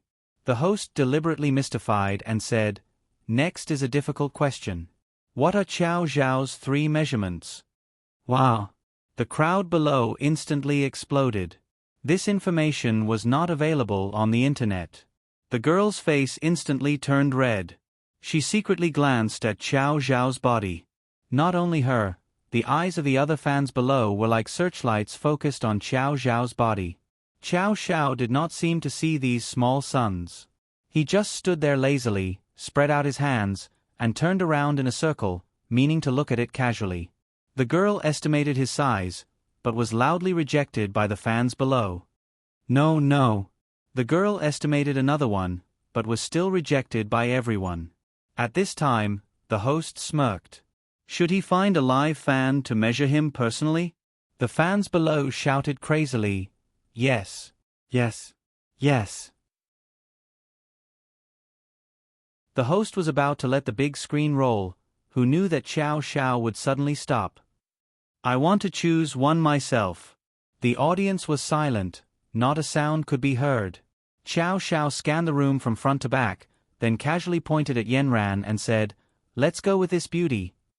Thousands of murderous eyes focused on Yanran's expressionless face. Xiao Xiao's seemingly relaxed expression could not hide the nervousness in his heart. Yanran had not paid attention to him for a long time. Xiao Xiao could not hold it in anymore. He had specially chosen this location for today's meet and greet. Jing Shu had criticized him for a long time. "How can the grade of that place be worthy of you, boss?" Xiao Xiao directly said, "If I don't choose this place, I won't open for business." The boss had the power to be willful. Jing Shu and Zhang Deong could only pinch their noses and prepare. Now, everything was going according to Xiao Xiao's script. However, if Yanran did not cooperate on the stage, wouldn't the act be ruined? Yanran raised her eyes and looked at Xiao Xiao coldly. Xiao Xiao also looked at her faintly. He had been suppressing the anger in his heart. At this time, it was even more stubborn. His eyes seemed to say, "Can you bear to see me being measured by others?" Yanran was silent for a few seconds. Just when Xiao Xiao thought she would turn around and leave, Yanran moved. "Make way!" The girl in front of her was shocked by her aura and automatically made way, unlike the girl from before. Yanran calmly went up the stage and took the tape measure from the host. "How do you measure?" Xiao Xiao finally heaved a sigh of relief in his heart. His originally erratic mood suddenly stabilized, and he smiled widely. "You can measure it however you want." Wow! The audience gasped in surprise and envy. Yanran's back was facing the audience. She glared at Xiao Xiao. "Raise your hands." Then, she wrapped her arms around Xiao Xiao's chest. Her beautiful hair slid down to her chest as she leaned forward slightly. A burst of lavender fragrance teased Xiao Xiao's sense of smell. It had been a long time since she smelled this scent. She really missed it. It was only at this moment that Yanran realized how ambiguous it was to measure Xiao Xiao's 3 measurements. They were too close. Yanran, who had forgotten that she had a boyfriend, still thought of herself as a young girl who had not yet opened her eyes to love. At this moment, she moved closer to Xiao Xiao and smelled the faint fragrance on his body. Her hands trembled. She tried not to touch Xiao Xiao's body, but she felt that the smell on Xiao Xiao's body was very familiar. By the time she finished measuring his 3 measurements, Her forehead was covered with a layer of sweat. Her face was still expressionless, but Xiao Xiao had already seen the little white bun on her head trembling shyly. Xiao Xiao's peach blossom eyes immediately lit up. His efforts were not in vain. It seemed that Yen Ran still had feelings for him. After Yen Ran reported Xiao Xiao's 3 measurements, the host did not need to exaggerate. The fans below the stage had already memorized it. The host directly pointed the microphone to the audience. Report your idol's 3 measurements. The fans below the stage shouted in unison, 100, 77, 98. It was really a golden ratio figure. Xiao Xiao was speechless. They were all a group of lustful women. When Yen Ran was measuring just now, she accidentally remembered a number, which was the length of his legs. Yen Ran suddenly thought of Xiao Xiao's 185 m height. After a little calculation, she found that the ratio of Xiao Xiao's upper body to lower body was 5:8, which was in line with the golden ratio. Yen Ran looked at Xiao Xiao again, and then was asked to leave the stage by the host. After this segment, it was Xiao Xiao's crazy singing and dancing for the fans. The dynamic music on the scene drove everyone up and swayed with Xiao Xiao below the stage. Yen Ran directly went backstage. There were so many people that she could not leave, so she could only watch from here. It was not until the delivery boy squeezed in with difficulty to meet her that she got her lunch. The last segment was the lucky draw segment. The fans who won the lucky draw could get Xiao Xiao's autograph and a chance to take a photo with Xiao Xiao. Of course, it was not a photo with the 2 of them, but the person who won the lucky draw could take a photo with Xiao Xiao. This was originally something that Jing Shu was not satisfied with, but Xiao Xiao insisted. He and Yen Ran had not taken a photo together, so how could he give his first time to someone else? Thus, after a group of people were selected, they went on stage to take photos with Xiao Xiao. At this time, Yen Ran was backstage, preparing to go upstairs with her lunchbox. However, Jing Shu, who was beside her, caught the boss's gaze and took the lunchbox. She pulled Yen Ran up and said, "Let's go join in the fun." Then, she pushed her to the center position closest to Xiao Xiao. Xiao Xiao was satisfied and struck the sexiest pose, satisfactorily ending the fan meeting. After that, Jing Shu and Zhang Deong finished the rest of the things. Xiao Xiao had already followed Yen Ran to her office upstairs.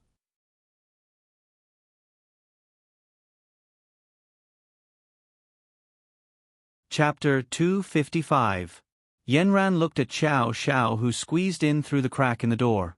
She ignored him and sat down to eat. "Yen Ran, why are you eating this? I used to feed you so well." Xiao Xiao sat across from Yen Ran and looked at her with disdain. Yen Ran looked up at him and didn't say anything. She lowered her head and continued to eat. "Yen Ran, did you miss me during this time? You've lost weight during this time. You still don't miss me? This food is too nutritious. Come to my house tonight. I'll ask Uncle Wu to cook something good for you." Xiao Xiao talked for a long time, but Yen Ran didn't respond at all. She just buried her head in eating. Xiao Xiao was already full of grievances. Seeing Yen Ran like this, the suffocating feeling in his chest almost made him explode. He didn't say anything and just stared at Yen Ran eating. After Yen Ran finished eating, she stood up and threw away the trash. When she turned around, she saw Xiao Xiao standing behind her. She was shocked. "What are you doing?" Xiao Xiao's eyes were deep. "Yen Ran, did you think of me or not?" During this time, when Yen Ran was cultivating, the antidote of the spiritual transformation pill was still in effect. Some images of her and Xiao Xiao together often appeared in her mind, and many of them were restricted. However, she still couldn't remember her feelings for Xiao Xiao.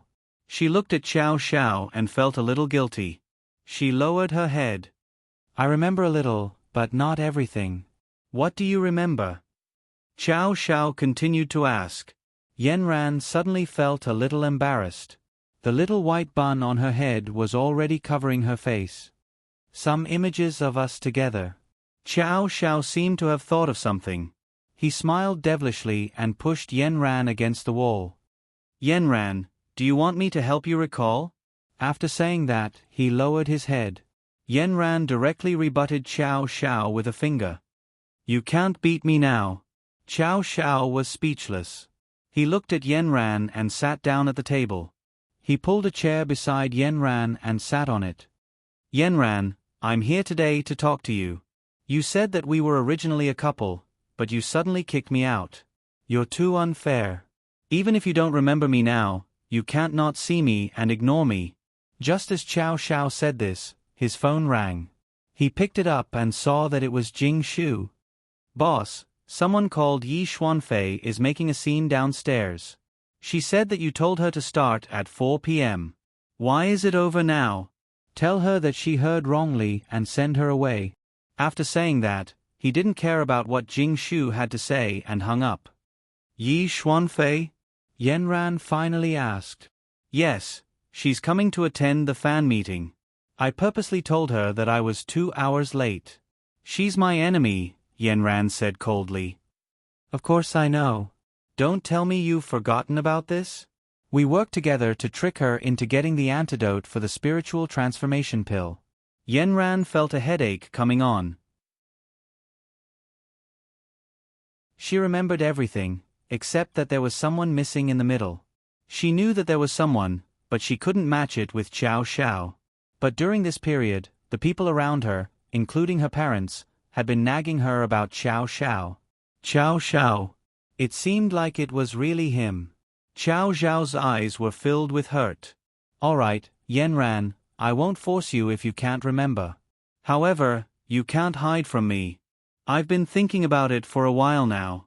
I'm sure that I'm in your life. You've always excluded me from the matters of the cultivation world. Now, I object. As your man, I request to join the cultivation world. Yanran looked at Xiao Zhao's determined eyes and sighed. Our business is very difficult and difficult. Until now, I still don't have full confidence in winning. If it was the southern aristocratic family from before, I would have agreed to let you join. But we don't even have an organization now. How can you join? Yanran, don't belittle yourself. With your intelligence, you'll definitely be able to defeat those bastards from the eastern aristocratic family. You're in need of people now. Regardless of whether I can defeat you, I know that I can defeat most people. I want to fight with you and take down the eastern aristocratic family together. We'll help the southern aristocratic family recover. Xiao Xiao spoke sincerely. Yanran really needed people. Originally, Yanran didn't want Xiao Xiao to take the risk.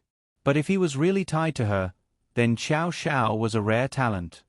Yanran, you have to know that Yi Xuanfei and her grandfather are crying and begging me to join them. Yanran raised her eyebrows. You dare? Xiao Xiao immediately raised his hands in surrender and said with a cheeky smile, Of course I don't dare. My crown princess will cripple me. When Yanran heard this familiar crown princess, she was stunned. But the petty bun on her head became arrogant and proud. Xiao Xiao was happy.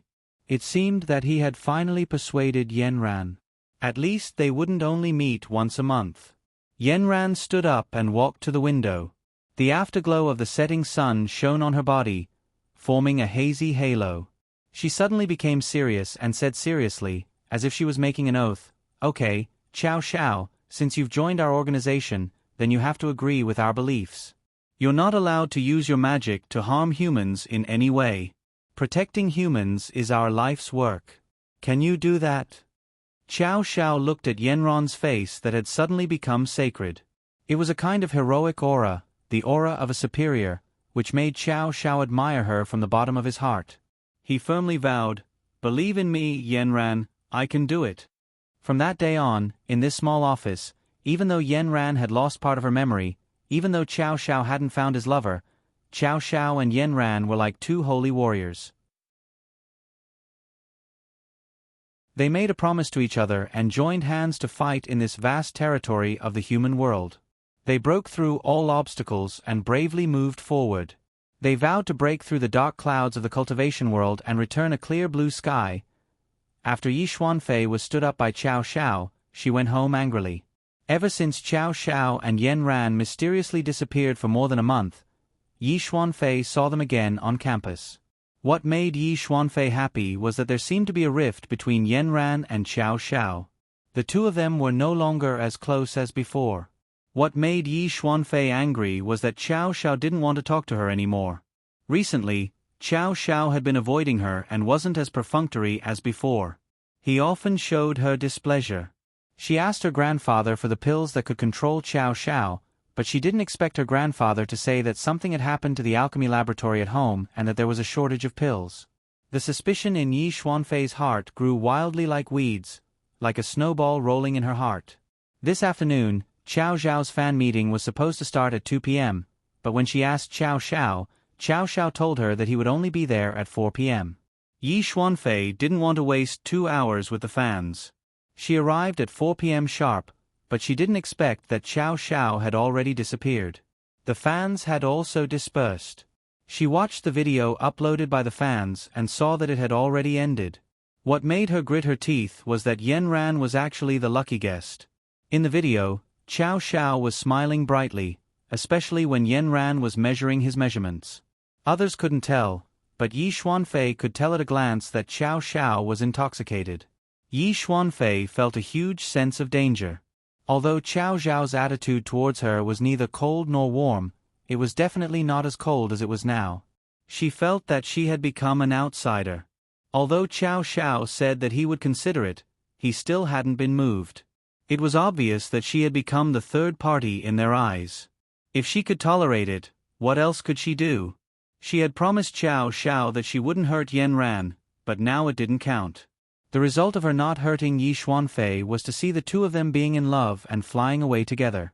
The two of them hadn't been around for more than a month, which made Yi Xuanfei feel that the two of them had gone on a honeymoon. They had obviously kept her in the dark and were playing with her. Xiao Xiao was his treasure, but Yan Ran wasn't. Yi Xuanfei's fighting spirit was ignited. If she didn't do something, she would lose Xiao Xiao completely. Yan Ran, don't blame me for making things difficult for you. Tian Han, are you in Nanchuan recently? Eldest Miss. A surprised voice came from the other end of the phone. Tian Han couldn't suppress the excitement in his heart. This was his goddess. In the past, he could only look up to her and didn't speak much. He didn't expect that Eldest Miss would call him personally. I'm in Nanchuan. Eldest Miss, if you need anything, please instruct me. I need you to help me teach someone a lesson. It's a classmate of mine from university. This girl keeps making things difficult for me, so it's not convenient for me to appear. Yi Xuanfei's cold voice came from the phone. To what extent do you want to teach her a lesson, Eldest Miss? Yi Xuanfei was silent for a moment, then smiled cruelly. She's quite good-looking. How about I give her to you? Or rather, I'll give her to you. Tian Han smiled from the bottom of his heart. He leaned against the back seat of the sofa. Thank you, Eldest Mississippi. I promise to complete the task. Be careful not to leave any traces. Yi Xuanfei hung up the phone. Yanran, you asked for it. Yanran had some school activities today. When she reached the office, it was already 8 p.m. She sorted through the events that had happened in the past few cities again. Now, she could confirm that the Eastern aristocratic families were up to their old tricks again. It seemed like they were going to continue to cheat loans. But there was a problem. Generally speaking, only when the loan was overdue could they confirm the fraud. The loan had just been paid and there was obviously insufficient evidence. She sent Xiao Xiao out to search for traces of the fraud in the other cities. He had already been out for a week. Every day, he would call back to report the progress of his work. He would also ask about her well-being and ask about her well-being. Fortunately, the school wasn't too strict on them. They were almost in their 4th year and had all applied for leave in the name of internships. Moreover, Xiao Xiao was becoming more and more famous in the school. Professor He also realized that Xiao Xiao was now mainly in the entertainment industry and often applied for leave. However, he still held on to Xiao Xiao and insisted that he finish his post-grad studies. The school had already reserved a place for him. This way, Xiao Xiao would have even more freedom.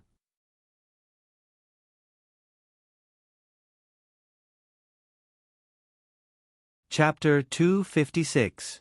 Qiao Zhao's information was indeed more valuable than Little Six and the others. After all, Qiao Zhao's own ability was there.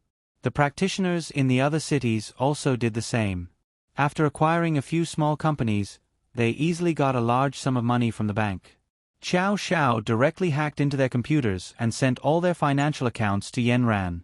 This instantly opened up Yanran's mind. She had never thought of this before. Qiao Zhao had such an ability. Thus, she simply ordered Qiao Zhao to find a way to hack into the companies that had changed their legal representatives and extract all their financial accounts. This time, Yanran finally had first-hand evidence. Every account was recorded clearly, and where the loans from the bank were sent to. Yanran's map of the entire Jiutian system had expanded by several times. The original map focused on shares, but now she had updated it to focus on the flow of funds, creating an even larger map. She gave Qiao Zhao a big thumbs up and asked him what reward he wanted. Qiao Zhao directly replied with one word, "You." After finishing all this, it was already 2 o'clock at night. Originally, Yanran wanted to directly sleep in the office. But recently, there was an activity in school that required her to participate in a debate competition. She left the speeches of the other 2 students in her group at home. She had to leave early tomorrow morning. She still had to get the speeches in her hands. She looked at the dark sky outside. Thick clouds blocked the moonlight. It looked like it was going to rain. Yanran packed up her things, locked the office door, and went downstairs to walk home. There were not many pedestrians on the road at night. Occasionally, a few cars would roar past. The night was already a little cold. From the closed windows of the distant buildings, one could see that winter was coming. However, Yanran liked this cold. Ever since she recovered her spiritual power, her body was much better. She was no longer afraid of the cold. However, the cold autumn made her mind clear. She was still thinking about the accounts she had just studied. What made her feel strange was that they were all very scattered. None of them were the companies she had studied before. It was a mess. Not only could it not be sorted out, but it was also a mess. It seemed that Qiao Zhao would have to find a way to infiltrate Jiutian Group's internal company and obtain first-hand accounts to solve this mess. She lowered her head and walked forward. She turned a corner and entered an alley. Suddenly, 5 or 6 people appeared in front of her. At the other end of the alley, several people were chasing each other, fighting and shoving. Yanran could smell the smell of alcohol from afar. They were a group of drunkards. Yanran frowned. She didn't want to cause any trouble, so she pulled up her hood and lowered her head. However, this group of people came very quickly. Before Yanran could do anything, they had already surrounded her. "Little girl, where are you going so late at night?" A man directly placed his hand next to Yanran's ear, his breath reeking of alcohol wafting towards Yanran. Just as he approached, Yanran's eyes suddenly widened, because she knew this man who was leaning over. At the same time, these 5 people's heads were emitting colorful spiritual power. And the person who blew a breath of alcohol at her was Tian Han, the person she had been paying close attention to recently. Something was wrong. "Little girl, come play with us brothers." Then, several tall shadows blocked Yanran against the wall. Yanran sneered. "Who sent you? You're all cultivators, right? Why are you doing this kind of thing?" Tian Han was stunned. He didn't expect Yanran to see through their identity. He flatly denied, "What cultivators? Little girl, you've been reading too many fantasy novels." Another person directly pulled Yanran's hand and said with a lewd smile, "Little girl, why are you strolling outside so late at night? Are you waiting for us?" Yanran was no longer courteous. She didn't even lift a finger and directly released her pressure. The few tall and strong men were immediately lifted up by a huge force. Their bodies flew up uncontrollably and smashed into the wall on the opposite side of the alley. With a few thuds, the men fell to the ground, clutching their chests and coughing loudly. Tian Han looked up at the girl in front of him in disbelief. Her cold face was like a snow lotus that bloomed on the horizon. At this moment, she was expressionlessly staring at him. At this moment, She looked like a thin and weak ordinary human. There was no sign of chi on her head at all. Tian Han's heart trembled. A trace of fear emerged from his heart. He stammered and asked, "Are you a cultivator?" The other people couldn't even get up at this time. They were defeated in one move. Too scary. Whether I'm a cultivator or not is not your concern. You just have to answer me. Who sent you, and what do you want? We're just passing by. Tian Han didn't dare to be brave anymore. He got up from the ground and prepared to escape. However, Tian Han's feet seemed to have taken root in the ground. He couldn't move. Yanran continued to release her spiritual power. Tell me the truth. Otherwise, don't even think about leaving today. Tian Han and the others couldn't resist the spiritual power of a divine void stage cultivator. The few people who were originally lying on the ground vomited blood. Tian Han was Lan Xian. He was considered the most powerful one. At this time, he was also pressed to the ground. He consciously bent his proud back like a small animal. Tian Han's 4 limbs unconsciously scratched the ground as if he was grabbing onto some life-saving straw. However, there was nothing but bricks on the ground. Yanran pointed her finger. Bullying a girl in the middle of the night. Are you worthy of your status as cultivators? In Tian Han's eyes, Yanran's finger was like the Buddha's palm. The force from her finger went straight for his back. He was so scared by the strong wind that he closed his eyes. Then, he felt as if his back came into contact with a soldering iron that weighed 1,000 gold. It was a very small contact, but it made him feel as if a bullet had pierced through his flesh and bones. He couldn't hold it in and screamed in pain. Ah! Speak! Who's the one who doesn't like me? Yanran walked in front of Tian Han and looked at him condescendingly. Tian Han finally realized that this was someone he couldn't afford to offend. He had waited for many days for this opportunity. At this time, he had no choice but to tell the truth. Yi Xuanfei. Yanran expected this answer. Previously, when Yi Xuanfei found trouble with her, she would at most teach her a lesson. Why did she change her method today? What happened to this young miss? Look into my eyes. What does she want you to do? Yanran kicked Tian Han on the ground. Tian Han couldn't resist at all in the face of strength. She said that she's going to give you to us. Yanran's gaze turned cold. Umph. Then she turned and left, leaving these people to fend for themselves in the alley. She wasn't prepared to make a move on Yi Xuanfei, but she didn't expect her to be so impatient. Yanran went directly to the villa area at the back of the mountain. This was the place where Gang wanted to bring her to. Now, it had become Yi Xuanfei's place in Nanchuan. It was already 3 o'clock in the morning. Yanran walked through the door of the villa and activated the circulation array. Yanran snorted disdainfully. She concentrated all the spiritual power in her body on the fingertips of her right hand and gently grasped at the void. The original simple and vigorous array was twisted out of shape by this slender jade hand. Yanran took advantage of the situation and pulled, directly tearing a hole in the circulation array. Yanran used her spiritual senses to explore the house. There were only 2 people. One lived downstairs and the other lived upstairs. Yi Xuanfei's light breathing could be heard clearly. Yanran went upstairs directly. Her feet seemed to be covered by a thick layer of meat and she didn't make any sound. But from the corridor on the 2nd floor to Yanran's bedroom, it took Yanran a full 5 minutes to walk 20 meters. Large photos of Qiao Xiao hung on both sides of the corridor. There were single photos, double photos, playful photos, sexy photos, lazy photos, casual photos. And one of the double photos was the classic belly button kiss between Yi Xuanfei and Qiao Xiao. There was also a large framed photo that was made up of more than 10 small photos.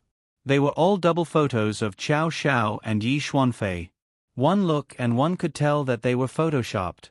But they were in all sorts of positions and seductive. It was so hot that Yanran immediately closed her eyes. Yanran's eyelids suddenly twitched. Countless images entered her mind. Her head suddenly hurt as if it was being pricked by needles. Anger suddenly rose in her heart. Bai Qi's bun on the top of her head suddenly stood up. Yanran felt dizzy. She held onto the wall with one hand and stood still for almost a minute. She calmed herself down and the pain lessened slightly. At this moment, there was a voice in her heart. This was her man. How could she allow others to have such lewd thoughts? Although she hadn't completely remembered, Yanran knew that Xiao Xiao belonged to her. The anger in her heart came from the fact that her territory was being invaded by others. She roughly recalled some of the images of Xiao Xiao and Yi Xuanfei together. She was watching from the side, but there was nothing she could do. Yanran composed herself and walked to the door of Yi Xuanfei's room. She kicked the door open and tied Yi Xuanfei's body with a rope. Yi Xuanfei, who was sleeping, was startled awake. She was about to jump out of bed when Yanran tied her up. Who was it? Then, she saw Yanran standing by the bed, fuming with anger. Yanran, why are you here? What are you trying to do? Yi Xuanfei realized that she couldn't move at all and screamed in shock. Weren't you the one who invited me here? You sent a few people to invite me. Of course I'm here because you invited me. Yanran, what are you talking about? I don't understand at all. At this moment, Yi Xuanfei suddenly realized that there was a white aura above Yanran's head. She was shocked. Yanran, have you recovered your spiritual force? I'm sorry, I didn't fulfill your wish. My spiritual force has recovered. Yanran said the truth that Yi Xuanfei was most afraid of hearing. Yi Xuanfei was so scared that she curled up on the bed. She rolled around on the bed like a worm, trying to escape from Yanran's restraints. Yanran glanced at Yi Xuanfei's bed from the corner of her eye. She saw a huge wedding photo. It was hanging on the top. It was obvious that Xiao Xiao and Yi Xuanfei had been photoshopped in. And there was a smaller 9-inch photo on Yi Xuanfei's bed. It was actually a photo of the two of them in bed.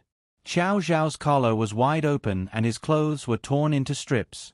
Yi Xuanfei was wearing a bikini and straddling him, holding a whip in her hand.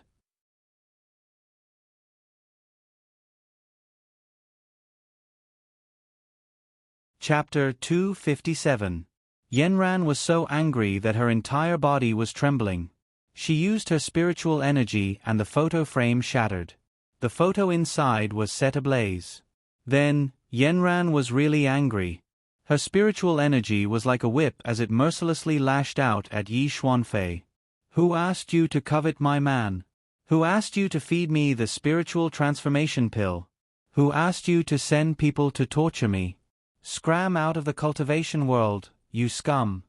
Yi Xuanfei really wanted to scream, but Yanran used her spiritual energy to lock her throat. Yi Xuanfei was choked and couldn't say a word. The spiritual force hit Yi Xuanfei's body again, and she felt a burning pain. Her skin was soft and tender, and she had never suffered such pain before. Very quickly, tears flowed down her cheeks.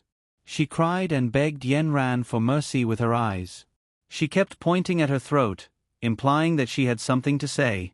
Yanran paused for a moment and loosened the spiritual energy around Yi Xuanfei's neck. Yi Xuanfei panted and said, Yanran, you've wronged me. I've never wronged you. I admit that I like Xiao Xiao. You haven't married him yet, so why can't I pursue him? Feeding you the spiritual transformation pill was the result of the fight between the Eastern and Southern families. Since ancient times, the winner has always been the king and the loser has always been the villain. You're not as skilled as others, so who can you blame? Have you forgotten the beliefs passed down from your ancestors in the cultivation world? You only care about your own interests and use your natural advantages to disturb the order of the human world. You only care about the benefits of a small group of people. You're the parasites of the cultivation world. What's the difference between you and those people in the human world who carry the devil's aura? What's the use of your spiritual energy? Yanran scolded Yi Xuanfei. Many years ago, she even thought that she could become good friends with this girl. But now, she realized that people's hearts were unpredictable. Yi Xuanfei had made use of her kindness to ignite the most important fire in the fight between the Eastern and Southern families. Yi Xuanfei looked at Yanran sternly. Her hand secretly touched the jewel on her navel. With a thought, the little blue star on the navel ring flew towards Yanran like a sharp sword. When it was 1 meter away from her face, it suddenly exploded like fireworks. The sudden light made Yanran lean back and squint her eyes. After that, Yanran realized that she was no longer in Yi Xuanfei's room. The scene in front of her had changed drastically. She was trapped under a cliff.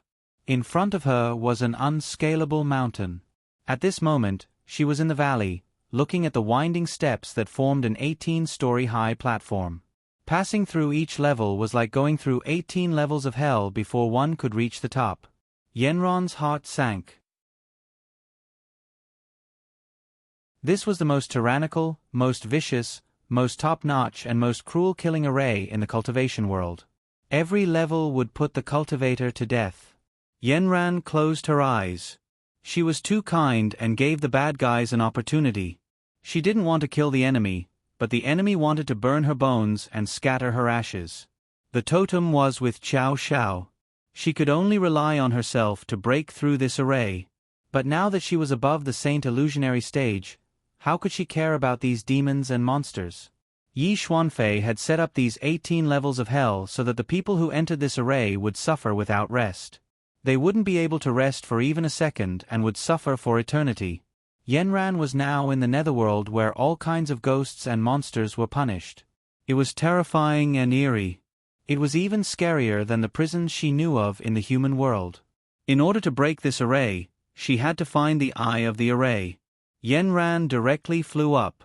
But as she moved, the surrounding air also moved. Illusory ghost faces rushed towards her from all directions. Countless hands wanted to pass through her body and fix her in place. Suddenly, there was a loud shout. "Intruder, do you know your mistake? You sowed discord in the human world, slandered others and lied to others. Come and receive the punishment of having your tongue pulled out." After that, an illusory shadow held a pair of iron pliers in its hand and stretched it out like Yanran's tongue. Its face was ferocious and it looked like a ghost. Yanran was so angry that she laughed. "I, Yanran, have always been upright in the human world. I have never stirred up trouble or lied to others." She waved her hand and the ghost disappeared with a cry. Another shout was heard. "Intruder, you covet someone else's boyfriend in the human world. You don't follow the rules of a woman. Come and receive the punishment of having your 10 fingers cut off." Yanran's hands didn't stop moving. She set up an iron wall around her body and refuted, "Xiao Xiao is my man. Yi Xuanfei seduced him in every way possible. Why don't you go and catch her?" Ghost Shadow continued to step forward, and in the formation, he continued to arrange Yanran's crimes. "Intruder, you are trying to drive a wedge between human flesh and blood. You need to pick a bob from your back and hang it on an iron tree. Humph, the aristocratic family in the East almost destroyed my family. Go and find her for the punishment of the iron tree." The ghost kept talking nonsense, but Yanran's willpower was firm and she wasn't affected at all. She flew up to the platform of the 18th floor and looked at every platform. Finally, she found the eye of the array on the platform of the 14th floor. This was a hell of a tragic death. As a person who committed suicide, they would be punished here. Yanran sneered. The design of this 18 layers of hell array was quite good, but why couldn't it distinguish between right and wrong? Inside the array, it inverted black and white, and was controlled by the person who set up the array. Let her do justice on behalf of the heavens, and completely destroy this array that was built by demons. Yanran didn't hesitate anymore. She gathered all her spiritual power in the palm of her hand. A white halo formed from her palm and gradually became thick and deep. A sticky feeling surrounded Yanran. The illusory ghost became frightened and scrambled to escape in all directions. Yanran snorted coldly. "They're all inverting black and white. They're greedy and afraid of death." Then, she blasted this power directly at the demon eye of the array. Layers of magma in the array splashed out from the cracks in the stone. It made a dying struggle in the air and used its last strength to fight back against Yanran. But when it was 10 feet away from Yanran, it couldn't move forward anymore. It could only use its ferocious face to twist into the ugliest appearance in the world. It shook off the last drop of water in its body and retreated back into the stone. Soon, the 18th floor of the platform, from the valley to the cliff, began to shake as the array core was destroyed. The little ghosts that were originally suppressed in the array found their final shelter in the cracks of the stone. But under Yenron's surging spiritual power, all the cracks no longer existed. The large stone became small gravel and was crushed into sand.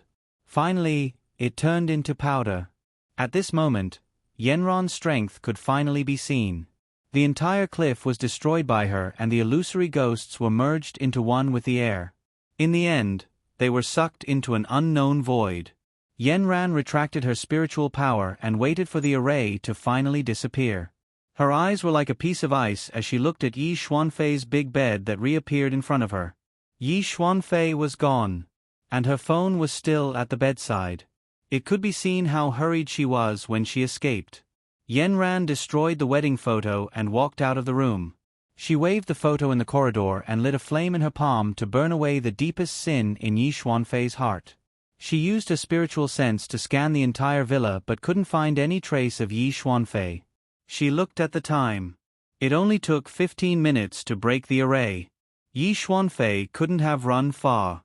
She looked at the back of the mountain that was baring its fangs and brandishing its claws in the darkness and jumped out of the window.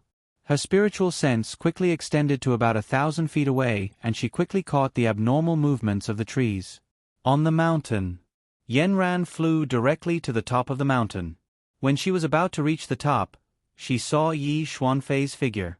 When Yi Xuanfei heard the movement behind her, it was as if she had seen a ghost. She rushed forward in shock and continued to run. She didn't expect Yenran to be so powerful.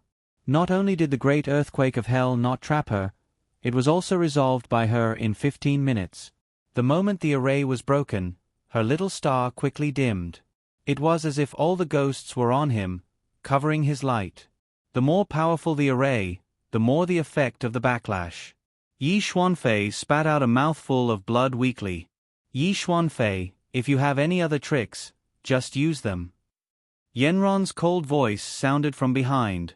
Yi Xuanfei was so frightened that she didn't pay attention and fell to the ground. She was only wearing her pajamas and one of her shoes fell off. Your great earthquake of hell couldn't trap me. I wanted to let you off but I didn't expect you to be so vicious. This kind of vicious array should have been lost a long time ago. I didn't expect you to have mastered it completely. Yenran, I beg you. I didn't do it on purpose. I just accidentally used it just now. There's something wrong with my Dharma treasure. I really didn't want to use it on you. You're still spouting nonsense. You should go straight to the hell of having your tongue pulled out. Yi Xuanfei, after so many years, I finally see your true nature. Since you can't abide by your beliefs, you don't deserve to have the abilities you were born with. Today, on behalf of the cultivation world, I'll make you return to being an ordinary person. Yenran clasped her hands together and turned them inwards. The spiritual power in her body surged. She opened her arms wide, as if all the spiritual power in the world was contained between her hands. When her palms turned up again, a lotus-like seal was formed. Yi Xuanfei's eyes were filled with extreme fear. She knew that this was the most severe punishment in the cultivation world. The lotus seal. The person who was inflicted with the lotus seal would lose all their spiritual power and become an ordinary person. Her body had been fixed in place by Yenran. At this moment, she was writhing on the ground crazily. She kept begging Yenran for mercy. Her tears and snot were all flowing down. Her cries were especially ear-piercing in the darkness of the back mountain. Yenran set up a barrier around them, isolating Yi Xuanfei's screams from the outside. Yi Xuanfei saw that begging for mercy was useless. She started cursing Yenran crazily. She fought with her for first place since she was young. When she grew up, she still fought with her for her man. In the end, she even destroyed her spiritual power. Yi Xuanfei would never forgive her in this lifetime. Although she heard her cursing, she knew that she had no regrets in her heart. Without hesitation, She formed the lotus seal in her palm and aimed it at Yi Xuanfei's head.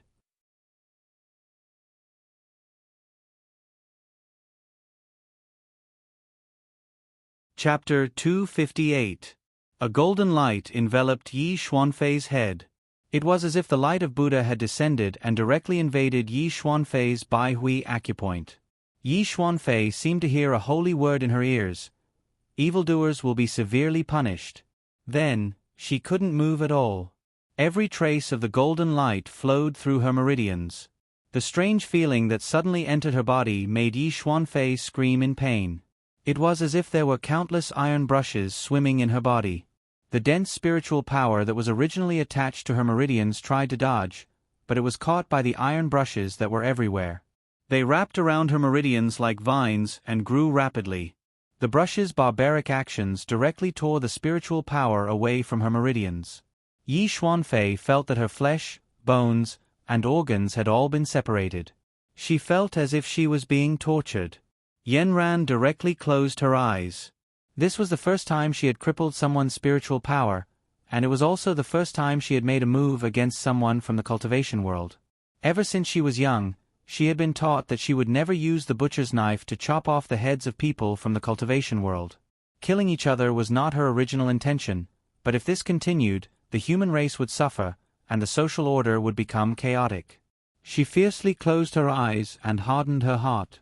Yi Xuanfei screamed crazily in despair, "Yanran, if you treat me like this, Qiao Shao will not let you off. Qiao Shao likes me. He promised me long ago that he would marry me after graduating from university. Even if you destroy my spiritual power, you still won't be able to get him." Yanran's hand trembled slightly. Yi Xuanfei continued to scream crazily, "I will be his wife in the future. You will at most be a concubine."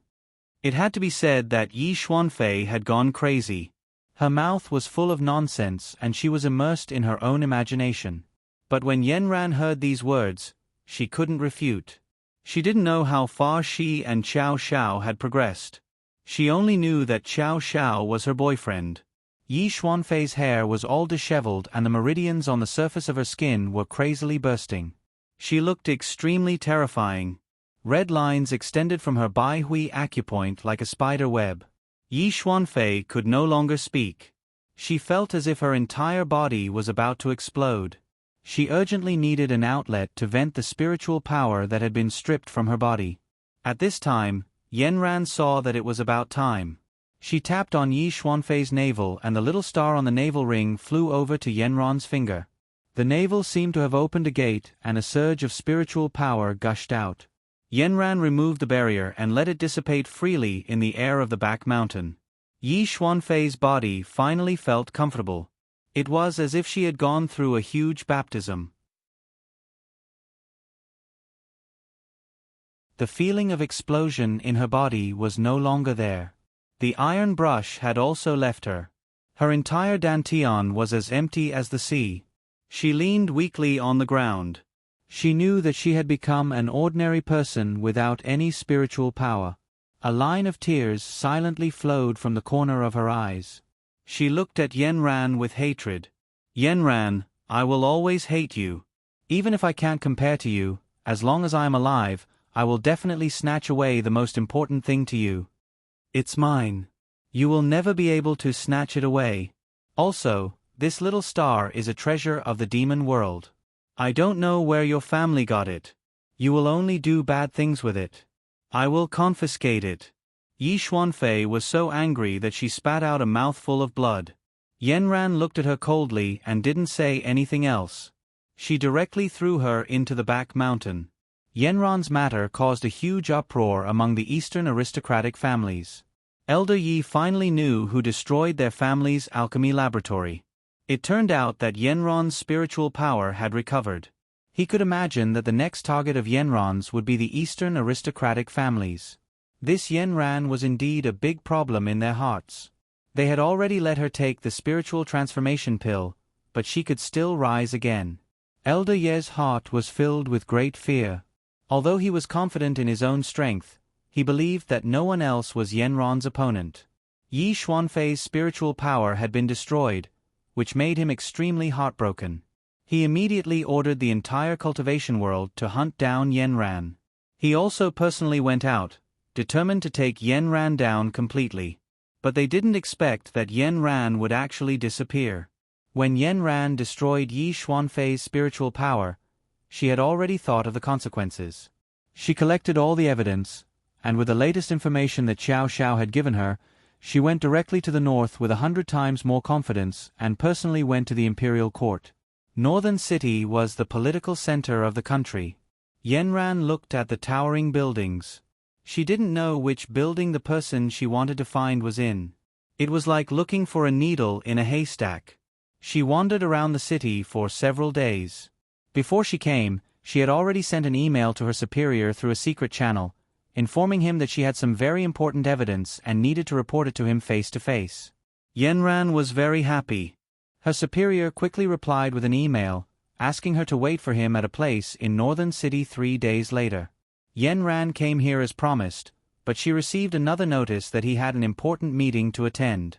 She was asked to stay here and wait for 2 days. Yanran had no choice. She had to report the information in her hands to her superior in person. She was worried that the incident that Deputy Director Ma and Deputy Director Chen encountered before would be leaked. She didn't know why it would be leaked, so this time, she was very careful and did everything herself to minimize the risk. What Yanran didn't know was that her every move in the past few days in Northern City had already been monitored by her superior. In fact, Yanran rarely went out. She lived in a hotel. Except for eating and going out to find the way, she basically stayed in the room. Xiao Xiao would send some of the evidence he collected to her through remote. She directly used the hotel room as an office and continued to do the final tidying up. The clues were very obvious. Every point had been connected and became clearer and clearer. This also made Yanran more and more surprised. For so many years, the funds of the Eastern aristocratic families were as high as tens of billions. Finally, through countless business transactions, the funds were gathered in a trading company and the money was sent out through overseas transactions. Everything had come to light, and the crimes of the Eastern aristocratic family had been clearly exposed. Yanran was very confident. She believed that as long as she personally placed this evidence on the table of the Eastern aristocratic family, this big tree, the Eastern aristocratic family, would directly fall down. She wrote a report that was hundreds of pages long, detailing the crimes of the Eastern aristocratic families over the years, as well as the benefits they had obtained through illegal means. It was like a thesis, but also like a court ruling. Since the first time the superior saw Yanran, he was first surprised by her youth, beauty, cold temperament and the calmness of a superior. He knew that Yanran didn't come with good intentions. He just wanted to leave her for a few days. He wanted to see if her mentality was calm. He didn't expect that Yanran was even calmer than him. She was never impetuous. Every day, she did her own things in the hotel and directly treated the hotel as her own home. What made him even more shocked was that Yanran's spiritual power was quite mellow. She could withdraw and withdraw it freely. Her whole body was filled with an ancient aura and was very rich. Her strength was not below his. If he fought with her, he had no chance of winning. When she walked past him in disguise, the superior had to restrain his breath to avoid being discovered by Yanran. This was a treasure girl. After a few days of observation, the superior sent another email to Yanran and asked her to meet in a private room of a secret tea house. Yanran prepared all the materials and came to the private room on time. "Hello, my surname is Zhou. You can call me Minister Zhou." A mature and handsome man's face appeared in front of Yanran's face. His smile was gentle and handsome. The maturity of a superior for a long time made his smile look very confident. His gentle words made the two thick eyebrows ripple softly. This man seemed to be smiling all the time when he spoke. His smile was like the crescent moon in the night sky. He was wearing a pure beige suit, which made him look even more impressive. His handsome and prominent facial features and the perfect shape of his face were not like Xiao Zhao's naturally attractive peach blossom face. Instead, he had the foundation of a mature man. Yanran was stunned for a moment. It was completely different from the superior in her imagination, but she recovered her calmness in an instant. She reached out her hand and said, "Hello, Minister Zhou. I'm Yen Ran." The superior smiled slightly and said, "That's a good name. You have a beautiful face and a coquettish smile. You got it from a lecture, right?" Yen Ran did not expect her name to be suddenly explained like this. She was a little embarrassed and said, "My family gave it to me casually. Please excuse me. It suits you very well. I like it very much. Yen Ran, although I didn't know you before, I have heard of you. You are a practitioner of the Southern aristocratic family, right?" Yen Ran was very surprised that the superior actually knew her before. "You wrote to me before. You are an excellent student in our cultivation world. Am I right?" "Yes, that was before." Yen Ran did not expect the superior to remember so clearly. The superior changed the topic and said, "But later, something happened to your Southern aristocratic family. You made a big mistake. Later, the Southern aristocratic family and the Eastern aristocratic family merged. In my opinion, it is a big event that happened in the past 2 years." Yen Ran was stunned and asked, "Minister Zhou, what happened to our Southern aristocratic family? What big mistake did we make?" "Your Southern aristocratic family caused a huge loss to the country during a mission. Dozens of tons of gold from the underground vault were transported out of the country. Later, your Southern aristocratic family was directly taken over by the Eastern aristocratic family." Minister Zhou explained to Yen Ran seriously in a magnetic tone. "Minister Zhou, it's not like that. I was the one who took the lead in that mission. Originally, we had tracked them to the place where they met outside the country. All the gold was in a warehouse. But at that critical moment, the Eastern aristocratic family colluded with the criminals and became their accomplices. In the end, our mission failed." The superior glanced at Yen Ran. Yen Ran actually saw a trace of ridicule in his eyes. "Yen Ran, it's not that I don't believe you. The Eastern aristocratic family is also a member of the cultivation world. How could they collude with the criminals? What about their beliefs? What about their mission and responsibility?" Yen Ran finally became a little emotional at this time. "Minister Zhou, this is what I want to report to you. After so many years of collecting evidence, I found that the Eastern aristocratic family has long become a cancer in the cultivation world. I have collected a lot of evidence about them. I just want to invite you to take a look and return a clear sky to the cultivation world."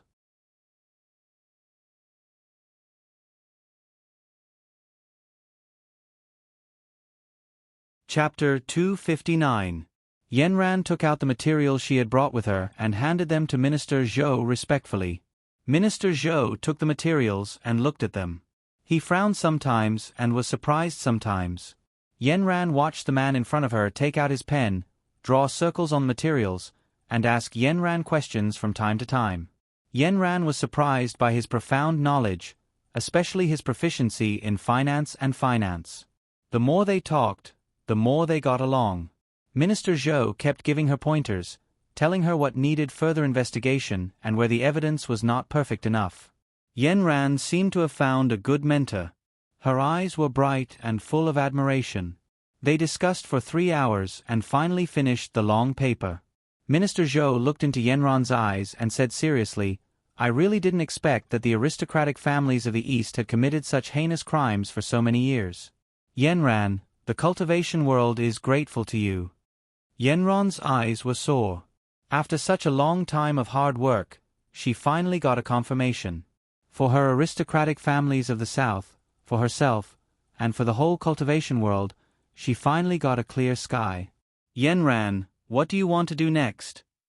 Minister Zhou looked at her gently, his eyes full of expectation and praise. Yen Ran suddenly felt a little embarrassed. "Minister Zhou, I want to hear your opinion next."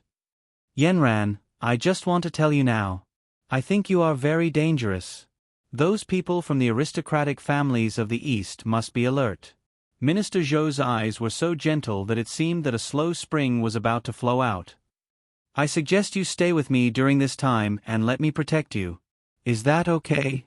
Yen Ran was a little surprised. She thought that Minister Zhou was right. If something happened to Yi Xuanfei, the aristocratic families of the East would definitely come out in full force to kill her.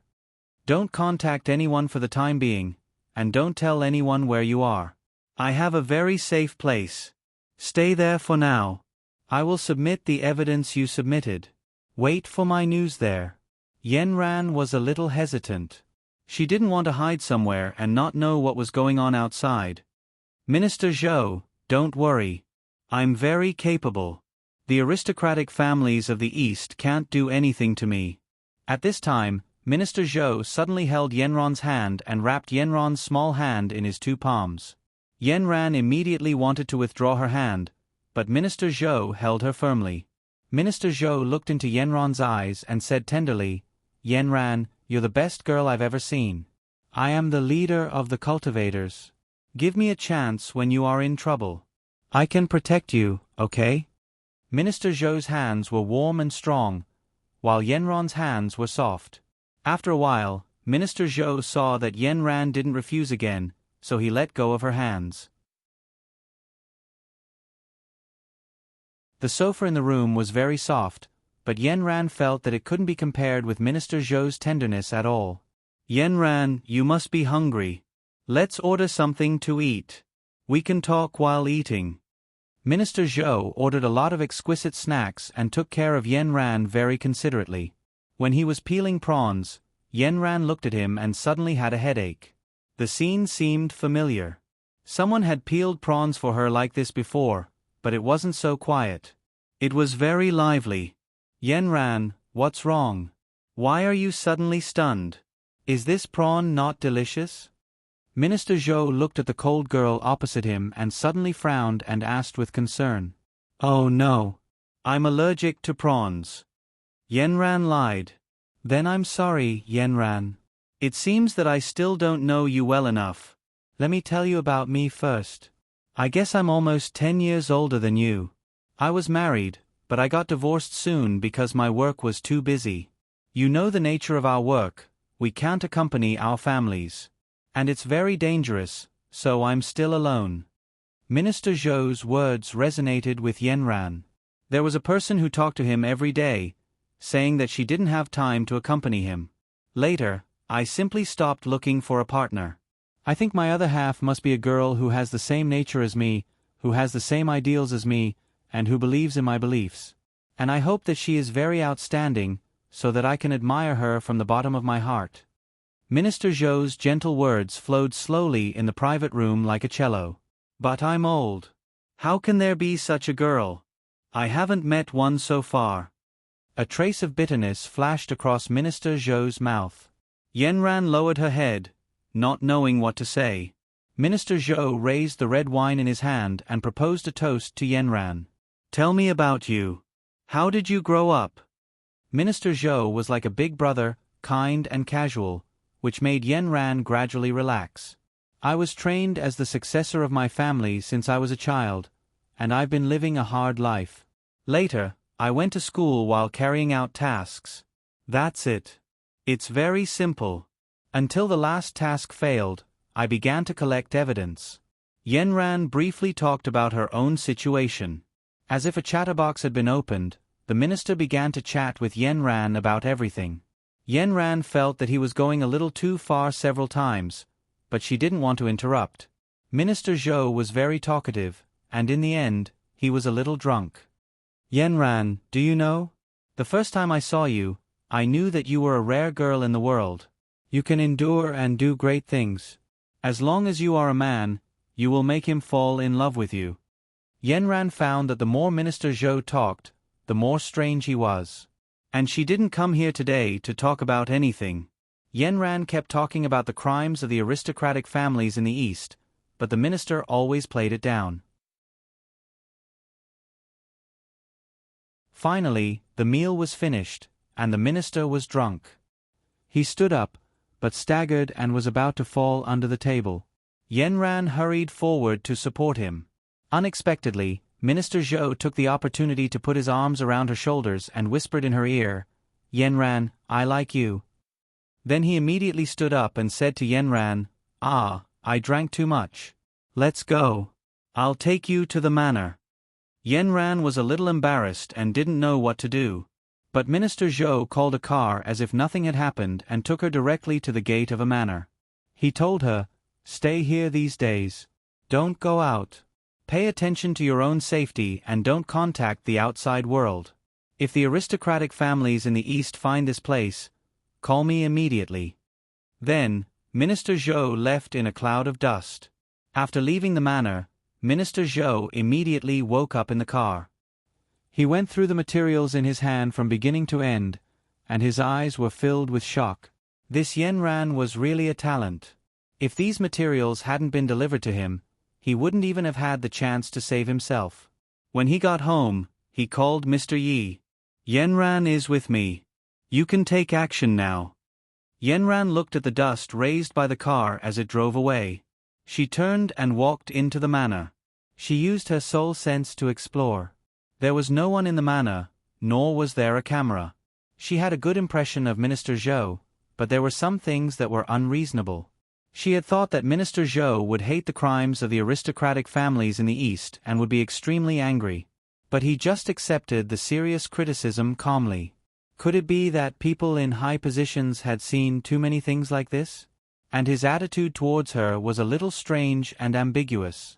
Was the sentence, "I like you after I get drunk," true or false? It was undeniable that he was a very charming middle-aged man, who could easily make young women feel at ease. Yanran shook her head to get rid of the trace of affection. She still remembered that she had a boyfriend. She didn't want to think about it now. Anyway, she finally succeeded in going to the capital to complain to the emperor. Yanran walked into one of the bedrooms. This room was decorated very elegantly. The color was fresh. The light blue curtains were decorated with small flowers, which echoed with a painting of the blue sky and the sea on the wall. The wallpaper on the wall was light blue with dark patterns. The pure white wardrobe was full of women's clothes. Many of the tags were not cut. Yanran was surprised to find that they were all in her size. After a while, Yanran's phone rang. It was Minister Zhou. "Yanran, do you like the room? One of the master bedrooms was personally decorated by me. I think it suits your temperament very well. I suggest you stay in that room tonight." His tone was neither fast nor slow, neither fast nor slow. It was as if he was chatting with Yanran about her daily life. Yanran chatted with him for a while and then hung up. In less than 2 minutes, Qiao Xiao called immediately. A sickeningly sweet voice sounded, "Yanran, where are you? I haven't seen you for more than a month. I want to come back." Yanran smiled from the bottom of her heart. "Are you done with your business?" "I've done everything you asked me to do. I've completed the task more than expected. Your Zhao's work ability is super strong." The coquettish voice sounded sweet to Yanran's heart. "I'm in North City now. I'm doing something very important. Is it dangerous?" "Yanran, you must be careful." Qiao Xiao immediately became nervous. "It's okay. Don't worry. Minister Zhou takes care of me." "Who is Minister Zhou? Is he the boss of your cultivation world?" "Yes, he's the person in charge of the cultivation world. I handed all the evidence to him. He asked me to hide for the next 2 days and he'll deal with it." "That's good. You'll be bored by yourself for the next 2 days. I'll accompany you." "It's better not. Minister Zhou said that I can't tell anyone the address in case the Eastern aristocratic family finds out. Also, I crippled Yi Xuanfei's spiritual power 2 days ago." "Really? Yanran, are you ready to launch an attack?" "That's great. I finally don't have to deal with her anymore." Qiao Xiao immediately thought, the Eastern aristocratic family will definitely not let this matter rest. "You really have to be careful." "I know. You have to be careful too. The Eastern aristocratic family is crazy. I'm afraid Yi Xuanfei will find trouble with you." Yanran thought of the vicious words Yi Xuanfei said after she lost her spiritual power. She couldn't help but worry for Qiao Xiao. The two chatted for a while more and Yanran hung up the phone. But the more Qiao Xiao thought about it, the more he felt that something was wrong. Yenron's current situation was too dangerous. Although her cultivation level was very high, those people from the aristocratic families of the East were refining pills and setting up arrays. Furthermore, the totems were still on her body. What if Yenran couldn't defend herself? He rolled his eyes and took out his computer.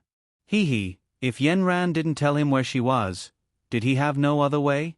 2 days ago, when he helped her to hack into the networks of those companies, he studied hard on hacking skills and now he had achieved great success.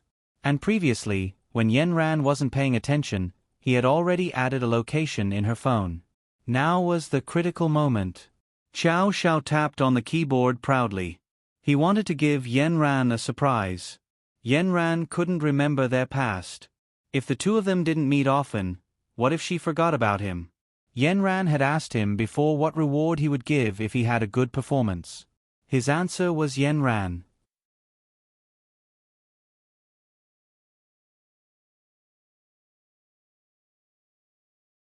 Chapter 260. After searching for a while, he finally found Yenron's location. It turned out that she was in a suburban manor in the northern city. Xiao Xiao was fully satisfied. He took the first flight at night and flew to the northern city. He wanted to be the first to see Yenran before she woke up tomorrow morning. It would be best if he could get into her bed at night when she was not paying attention. Then everything would be perfect. Xiao Xiao smiled wretchedly. After Yenran hung up the phone, she prepared to take a shower to wash away the tension and fatigue of the past few days and have a good sleep. She found a nightgown in the closet and prepared to change into it later. The room was emitting a faint fragrance. It was fresh and not pungent. Yenran took off her coat and casually put it on the sofa next to her. But she did not expect that this action, because of the change in the weight of the sofa, actually triggered a hidden camera under the sofa. At this time, she did not notice that in the corner under the sofa, a camera was faintly emitting a red light. And on the other side of the camera, Shangfeng had already turned on his phone and was appreciating Yenron's every move. Things in this world were so coincidental.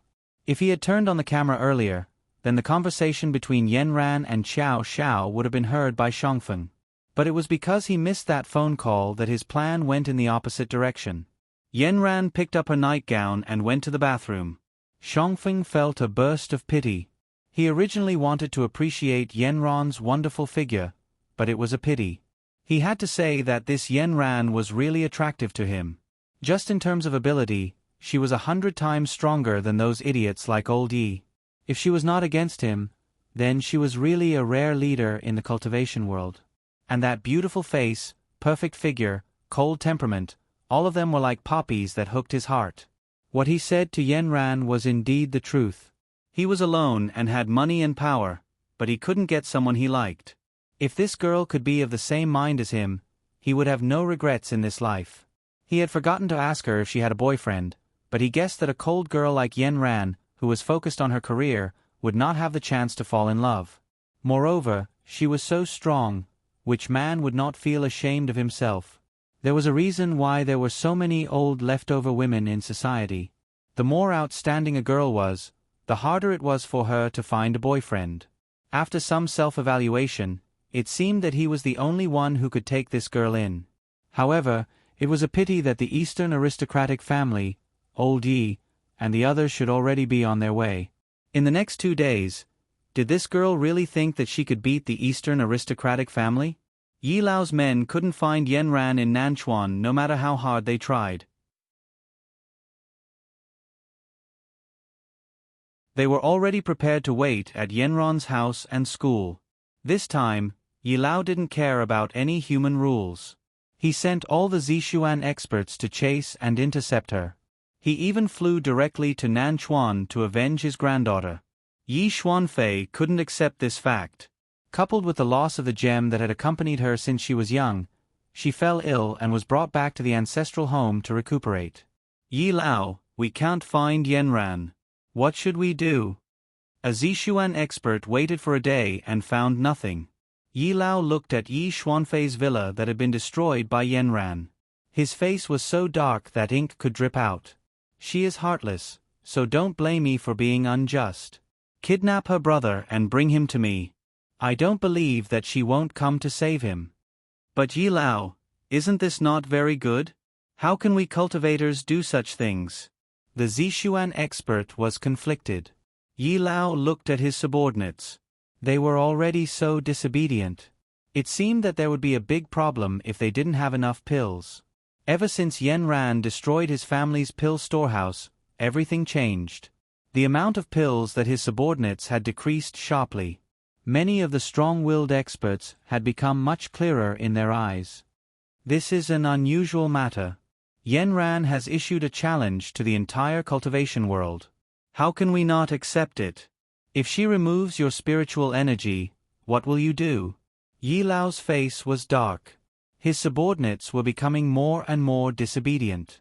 He directly released some pressure and forced the Zishuan expert to a corner. Yes, I will do it now. The Zishuan expert was pressured and walked out of the room. Another person immediately came forward.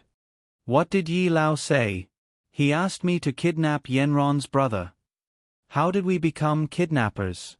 It can't be, right? How can Yi Lao give such an order?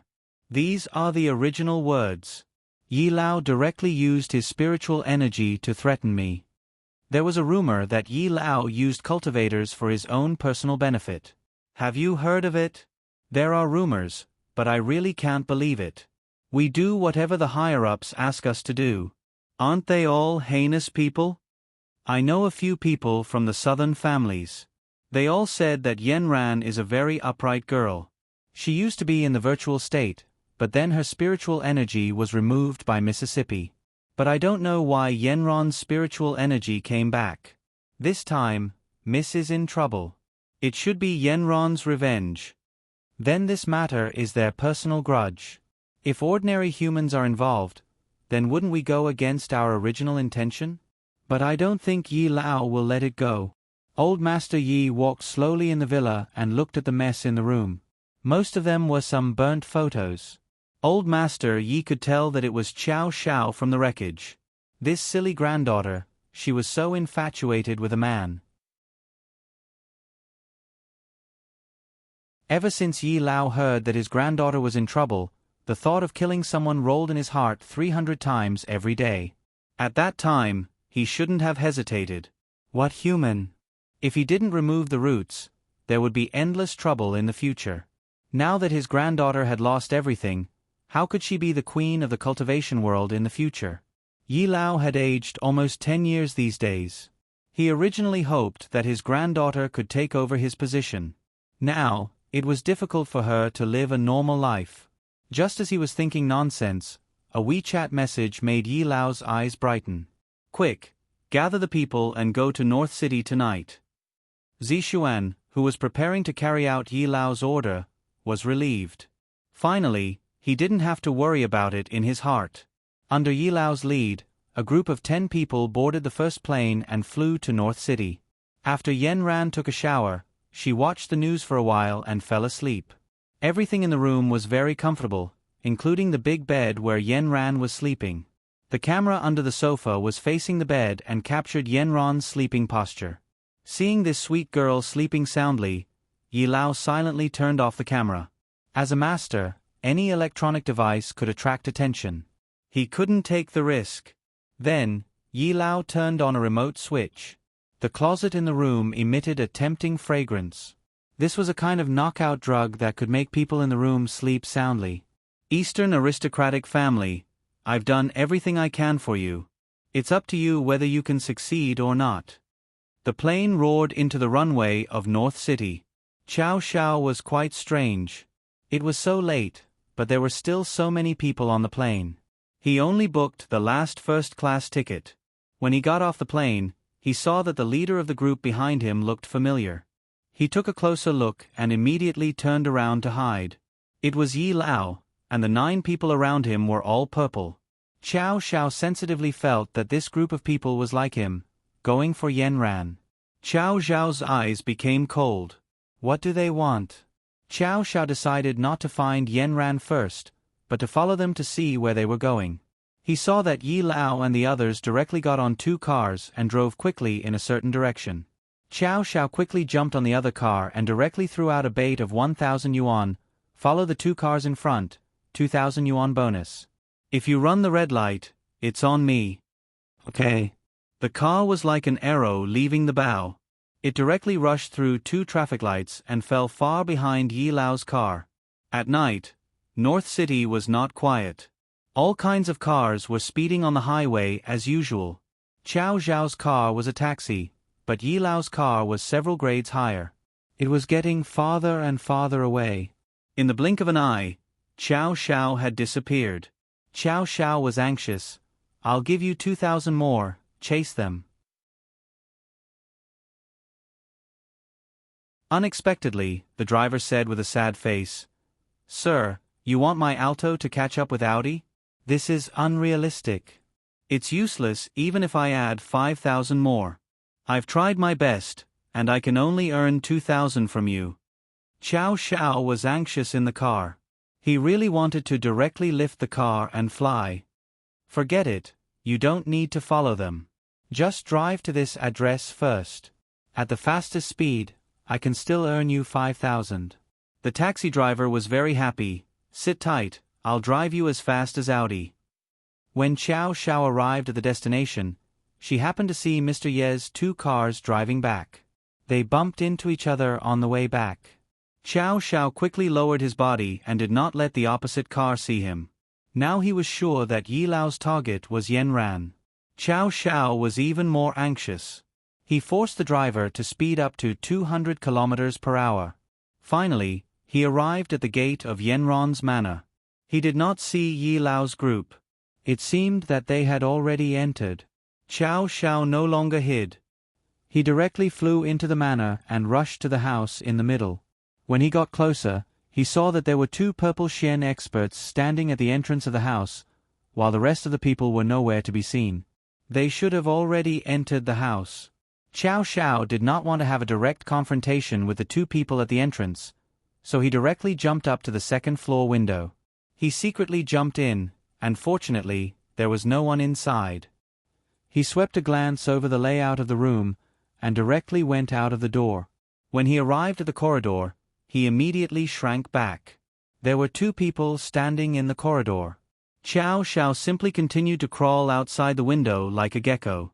He walked from one window to another. There was no one until the 4th window. He finally saw Yan Ran. He saw Yan Ran lying on the bed like a sleeping beauty. In front of her bed, Yi Lao was raising his hands, condensing a lotus shape, and was going to Yan Ran's head.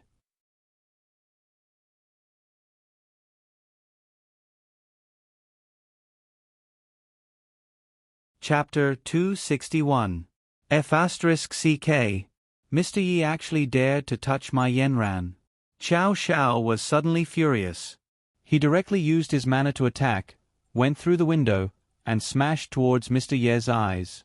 Suddenly, there was a loud sound of glass shattering, and Mr. Yi couldn't help but look towards the source of the sound.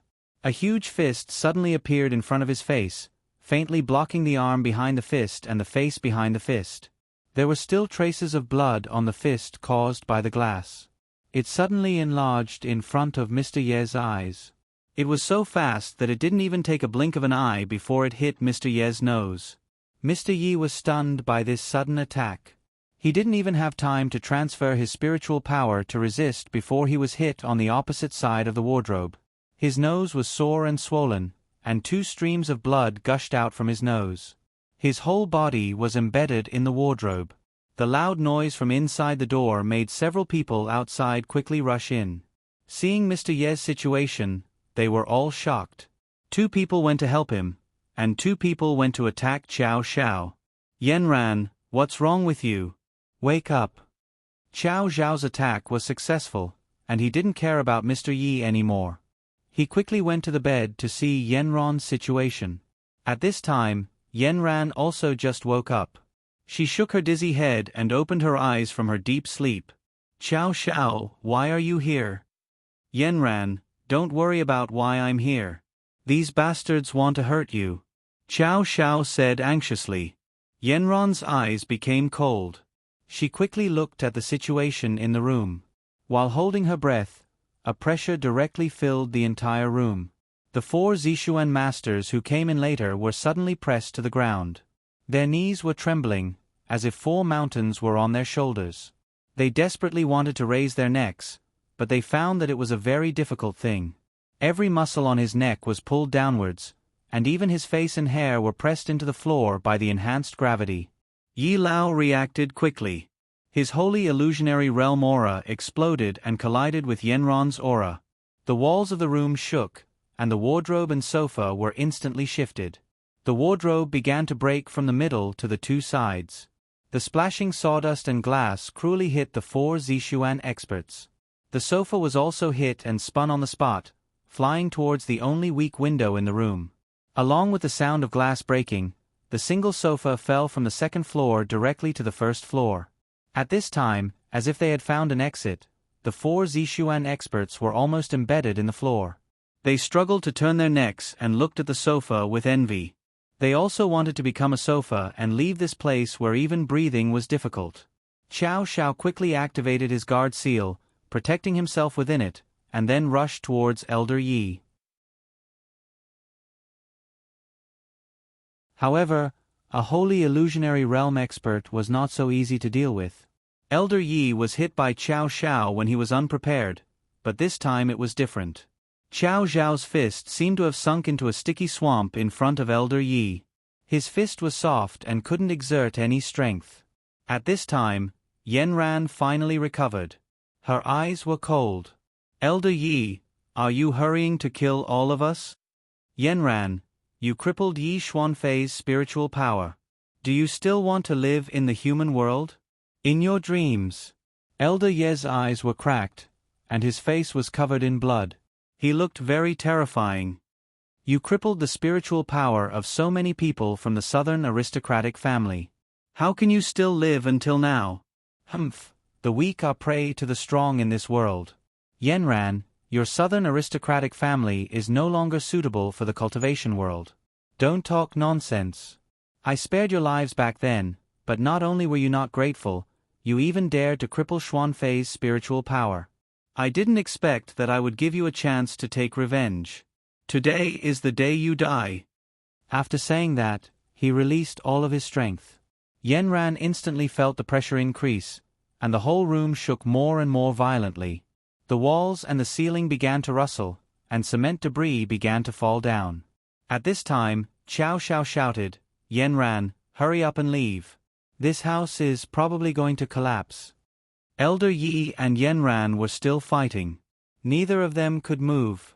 The power between the 2 of them was constantly colliding with each other. With the 2 of them as the center, the power spread outwards in a spiral. The 4 purple Xian experts who were lying on the floor couldn't take it anymore. They consciously moved towards the window. Finally, when the weakest part of the room, the wall below the window, collapsed, the 4 of them rolled down the hole in the wall that had been destroyed. The 2 gods downstairs looked at the crumbling building. They wanted to rush up to see what was going on, but they didn't expect that a sofa would fall from the window on the 2nd floor. Then, the whole building began to fall down. Was it an earthquake? The 2 of them looked at each other in surprise, but when they looked around, everything was as quiet as before. There were occasional cars passing by on the street not far from the manor. In the entire area, only this building seemed to be under construction. While the 2 of them were hesitating, the bricks under the window were completely smashed. Then, they saw 4 people rolling down. The 2 guards on the 1st floor of the building hurriedly ran out. Seeing the 4 people rolling down from the 2nd floor, they couldn't help but be shocked. They held up the bodies of the 4 people. They felt that their bodies were soft, as if there were no bones. They were so scared that their hands trembled. What was going on? One of them opened his eyes weakly and said, Elder Yi and Yenran are fighting. The power is too strong. The house is going to collapse. Our bones are all crushed. Then, he fainted from the pain. The 4 people who were awake looked at each other. What should they do now? Should they go up to help or send the 4 people to the hospital? In the end, they looked at the building that was about to collapse and unanimously decided to save people first. Elder Yi and Yenran's problem should be solved by themselves. Elder Yi and Yenran were still fighting with all their strength in the room. Elder Yi hadn't fought with anyone for many years. Usually, he only needed to release a little bit of pressure. But today, he had to use all his strength. Soon, he felt that his strength was not as good as before. After all, he was old. He had been greedy for pleasure and neglected cultivation.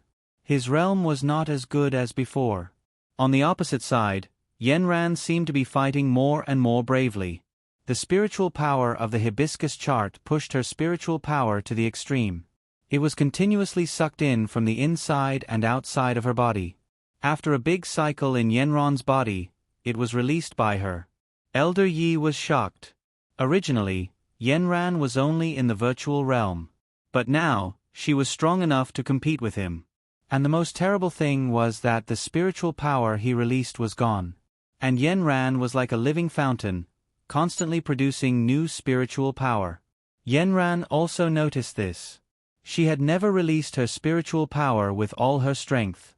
She originally thought that when fighting with the holy virtual realm, there would be a moment when her spiritual power would be used up.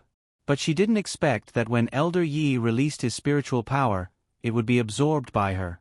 Yanran's heart was overjoyed. So the mystery of the hibiscus chart was here. She finally had an epiphany. She began to mobilize the hibiscus chart circulation method in her meridians.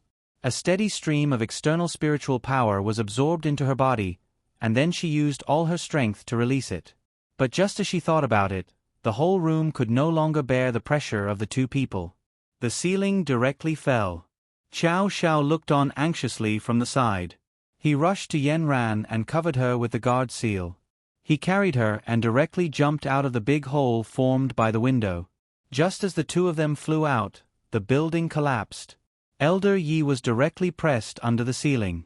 At the last moment, Elder Yi also wanted to use his spiritual power to break through the restraint of the entire ceiling. But after breaking through several cement walls, he was still pressed in by a big pillar. Qiao Xiao, save him! Yanran looked at the ruins in front of her and calmly ordered. Yanran, he just wanted to kill you. You still want to save him? Qiao Xiao somewhat disagreed. I can cripple his spiritual power, but I can't just watch him die. Okay. Qiao Xiao said with gritted teeth. When Qiao Xiao pulled Elder Yi out of the ruins, Elder Yi was already knocked unconscious. Yanran looked at the unconscious Elder Yi for a long time.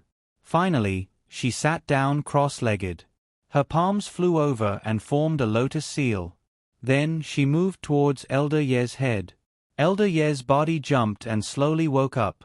But at this time, he couldn't move his body. The lotus seal was wreaking havoc in his body. His eyes were wide open. He angrily stared at Yanran. Yanran, you dare. Then he was in so much pain that he couldn't speak. Yanran closed her eyes and didn't look at him anymore. No matter how Elder Yi screamed, she hardened her heart and directly removed his spiritual power. Gradually, Elder Ye's body was covered with countless red blood vessels. Yanran gently touched Elder Ye's chin. Elder Ye's chin fell off by itself. A vigorous spiritual power came out of his mouth and dissipated into the vast night sky. Seeing all of this, Qiao Xiao's heart became more and more sad. Yanran, when they removed your spiritual power, was it also painful? It was the same. At that time, I was forced to drink the spiritual pill and was seriously injured. I lay in the intensive care unit for many days. In the end, I survived. At that time, my spiritual power didn't have an outlet at all, so it was blocked in the meridians all over my body. Later, I couldn't cultivate at all. At first, I was naive. I thought that after 10 years of cultivation, I could reach the higher void stage again. But later, I found that all the meridians in my body were blocked. I was simply a waste. Qiao Xiao was extremely distressed. He wanted to go forward and hug Yanran, but Yanran directly avoided him. Take Elder Yi to the hospital first. At this time, Elder Yi said weakly and viciously, Yanran, even if you remove my spiritual power, you still can't beat the Eastern aristocratic family. Do you think that all our hard work over the years will be in vain? You're dreaming. There will always be someone who can cure you. Xiao Xiao went forward and kicked him directly. Yanran won't kill you, but I may not. If you say one more word, I'll make sure that you won't see the sun tomorrow. Xiao Xiao, you ungrateful thing. Xuanfei was so good to you, but you actually helped Yanran to deal with me. Elder Yi shouted angrily. Yi Xuanfei is nothing. She's the same as you. She has done all kinds of bad things. Without spiritual power, she should be a good person. You're tuning in to the Narrate and Escape YouTube channel. Don't forget to subscribe and join us on this journey to catch the most captivating stories.